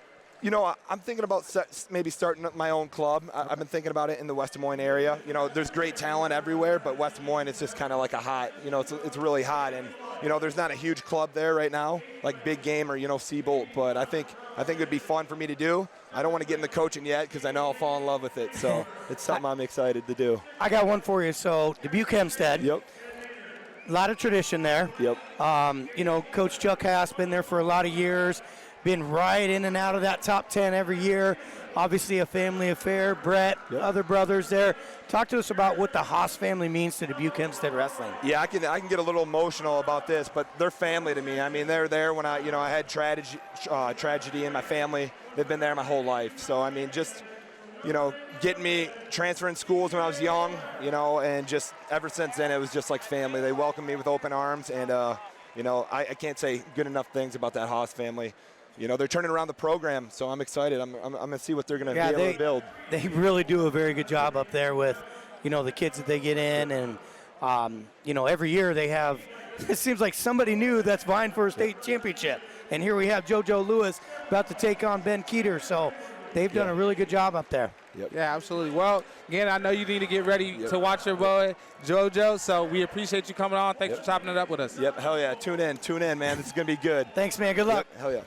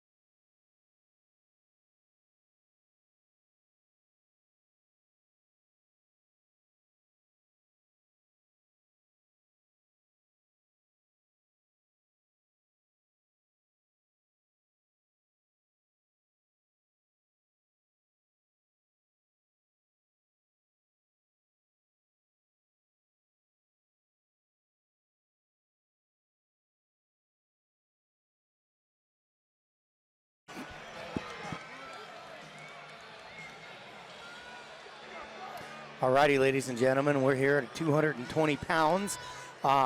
This is the man a lot of people in the arena came to watch tonight. We talked to his coach a little bit earlier. You know, Ben Keeter, can you say about him? Committed to play football at Iowa, wrestle at Iowa. He is going to take on the number 2 seed in Dubuque Hempstead's Joe Lewis. And we are underway. And Lewis looking to come out, dig underhooks right away. Keeter fends it off, goes and gets a takedown. Goes cut right away. And he's in again on a high crotch. Body lock, lift, return. We forgot to mention Ben Keeter's looking for his 4th state title. Undefeated. Undefeated. Yep. I think there's been maybe 5 or 6 of them in the history of Iowa. Definitely been a handful, but not a ton. Undefeated. Like 27, 28, something like that, 4-time state champs. But when you talk about undefeated, that's a different level. That means you haven't lost, folks. In high school. For those keeping wrestling. score at home.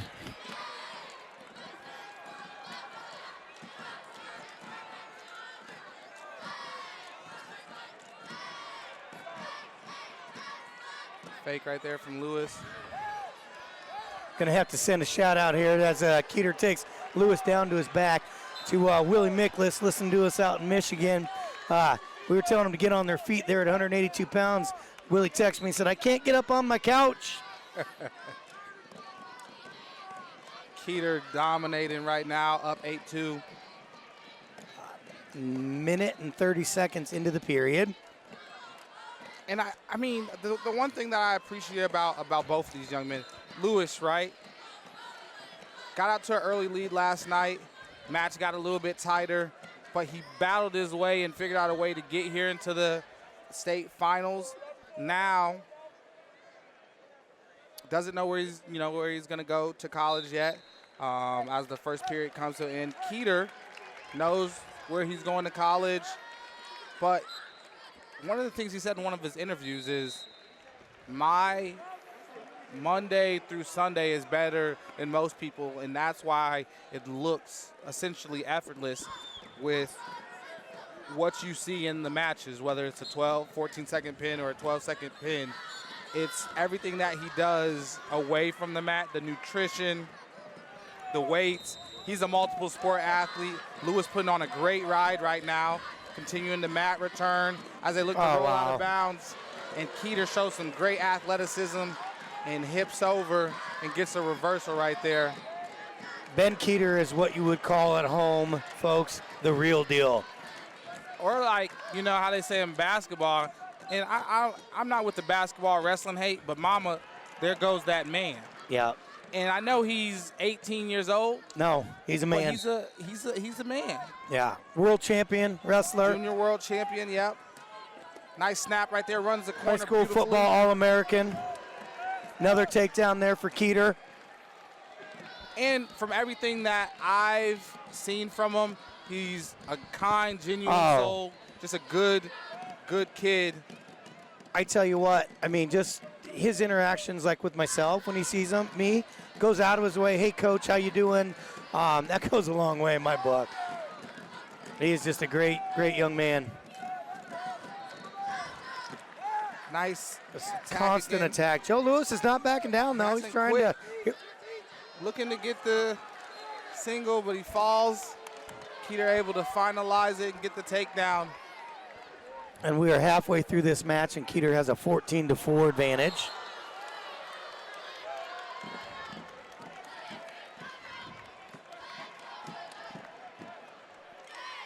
Running the half, looking for opportunities. Looks for a roll through tilt. He's going to get it. He's going to get 3 points once this goes back and he releases that arm. 17-4, 13-point lead as we come to the close. As he's looking to run a bar, and he's looking to end it at the end of the second period.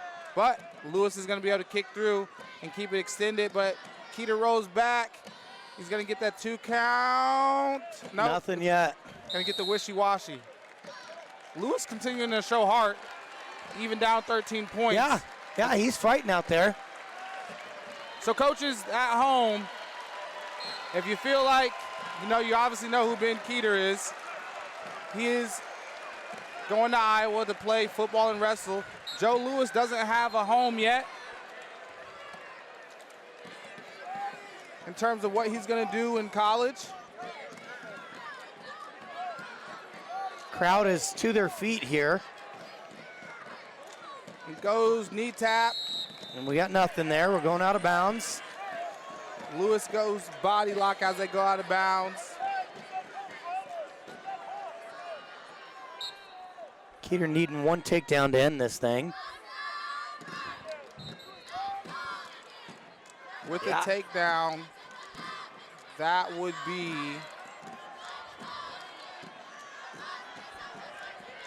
his 110th high school victory. He goes underhook to head inside single. They go out of bounds.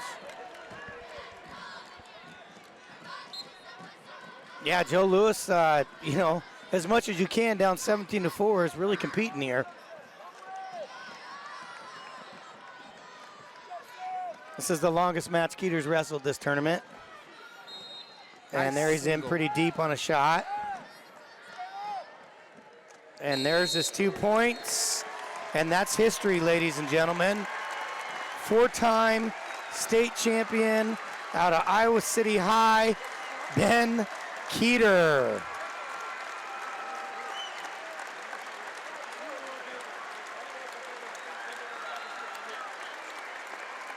And the crowd here in Wells Fargo Arena has come to their feet. And there it is. We're going to stand up here and congratulate Ben Keeter on his 4th state title and undefeated career.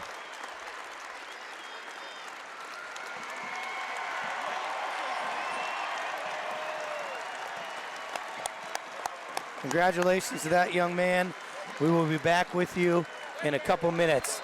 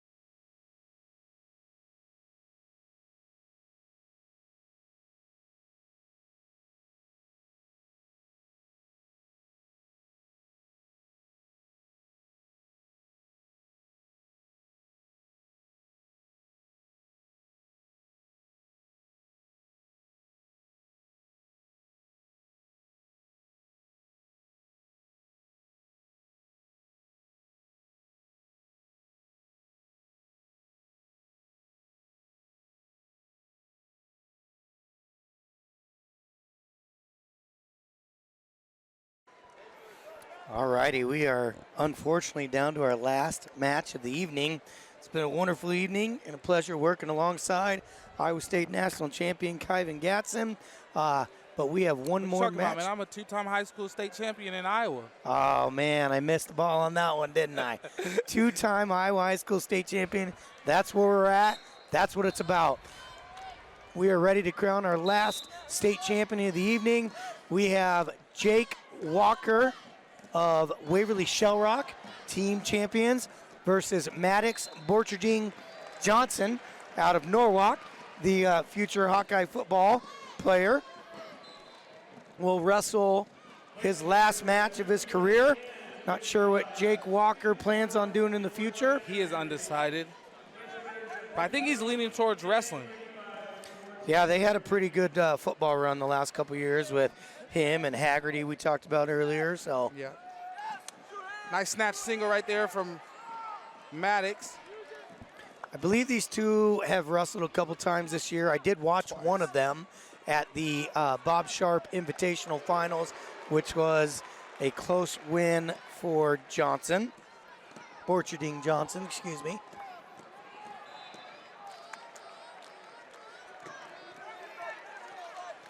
Walker, if you remember from last year, lost an absolute heartbreaker.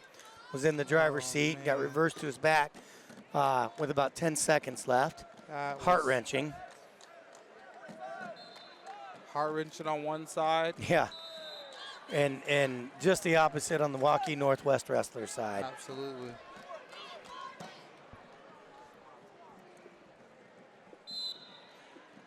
Well, while we have a minute in this action here, Kyvan, what's going on in your life? What do you got coming up? Oh, yes. Tune in. I'll be releasing something on my social medias at the beginning of March. Some wrestling-related stuff. Nice. That'll be big, I think. Just kind of reflecting back over my wrestling career and things like that. So I saw you had a crew up there in Ames, right? Yep. That'll be fun. Yeah, so I'm excited for that. Very cool. I mean, just legacy, right?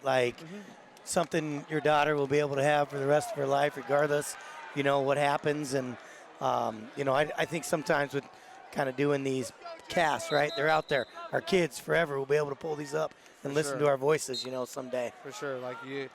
That's the thing. Nice ride right there from Walker as they go out of bounds. Yeah, sorry, we ended that first period with a 0-0 score. Johnson gets the flip, and he's going to choose down, gets the choice anyway. We have a minute, 56 seconds left in the period. This one, if I was a betting man, I'd say he's going to come down to one takedown. I think you might be too. What's the line on that? But yeah, it's exciting to see. And both of these young men have built themselves back, right? Borcherding Johnson, 3-time semifinalist, fourth, third, makes it through this year. And one of them is going to leave their high school career heartbroken. And Johnson's that's just how it goes, Jake Walker, fifth, second. Somebody is leaving heartbroken. Well, look at that. Maddox Borcherding Johnson says he looks up to former wrestler Kyvan Gatson. It's got to feel good. It really does. It does, man. I will have to, looking over at the Waverly coaches, have to give a shout out to Josh Meyer, assistant boys coach, but also head girls coach, and first ever, but 5 in a row. Yep. But first ever sanctioned Iowa High School Girls State Championship. Waverly Shell Rock doubles it up. Technically 3 because the boys won the duels as well. Right. They obviously, as we talked to Coach Johnson, in on a shot there, but Walker pushes them away. They got it going on right now up there in Waverly, both for the boys and girls sectors of wrestling. Walker's going to need to work back up to his feet here. That's a whole lot of weight on him, and he does, but Johnson in on the shot. We've got 10 seconds left. He's got to get his head out of the center. They will not give 2 unless he gets his head out of the middle, and we're down to, wow, they gave it. I think that's, I mean, like, that's a college too, but I don't know if that's different. You got to, I was under the understanding that your head has to come out of the center. That was tight. He couldn't breathe in there.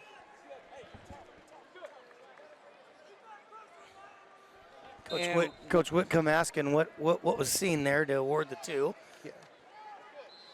Maddox able to run the corner, goes to the low ankle, and is looking to collect, goes around the thighs of Walker, and now is leading 3-0.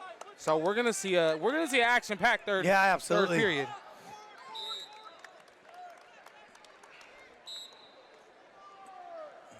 Down on mat 1, kind of the inspirational story, Cameron Gunther of West Delaware. Didn't win any matches in junior high, I saw in an interview. Yo, crazy, right? Now he's up 5-0, going to win a state title potentially, unless something bad happens. And you got Wyatt Smith of Lisbon out in front in the 1A mat.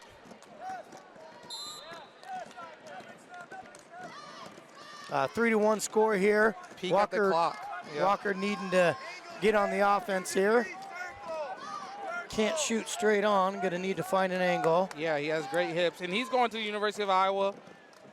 Play some football. He's going to have to circle Coach here. Ferens.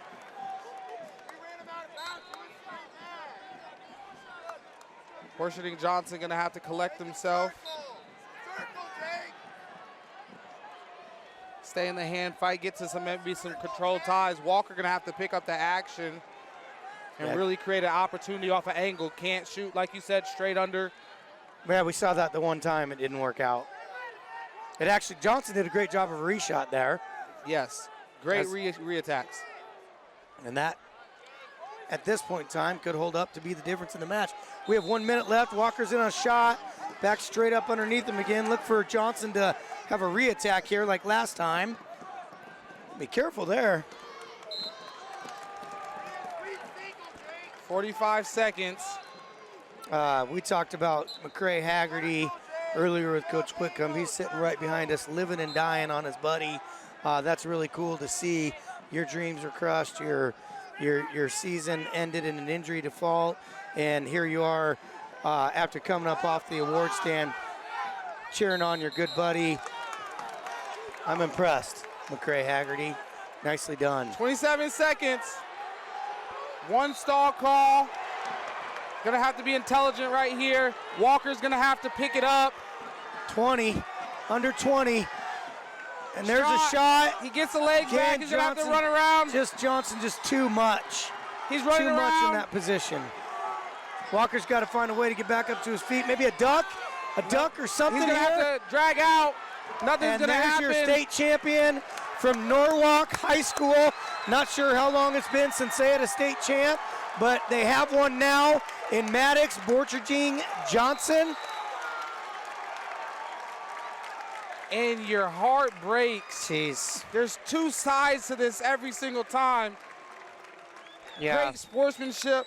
Your heart breaks for Jake Walker, especially after how it went for him last year. Maddox Borcherding Johnson gets the state title.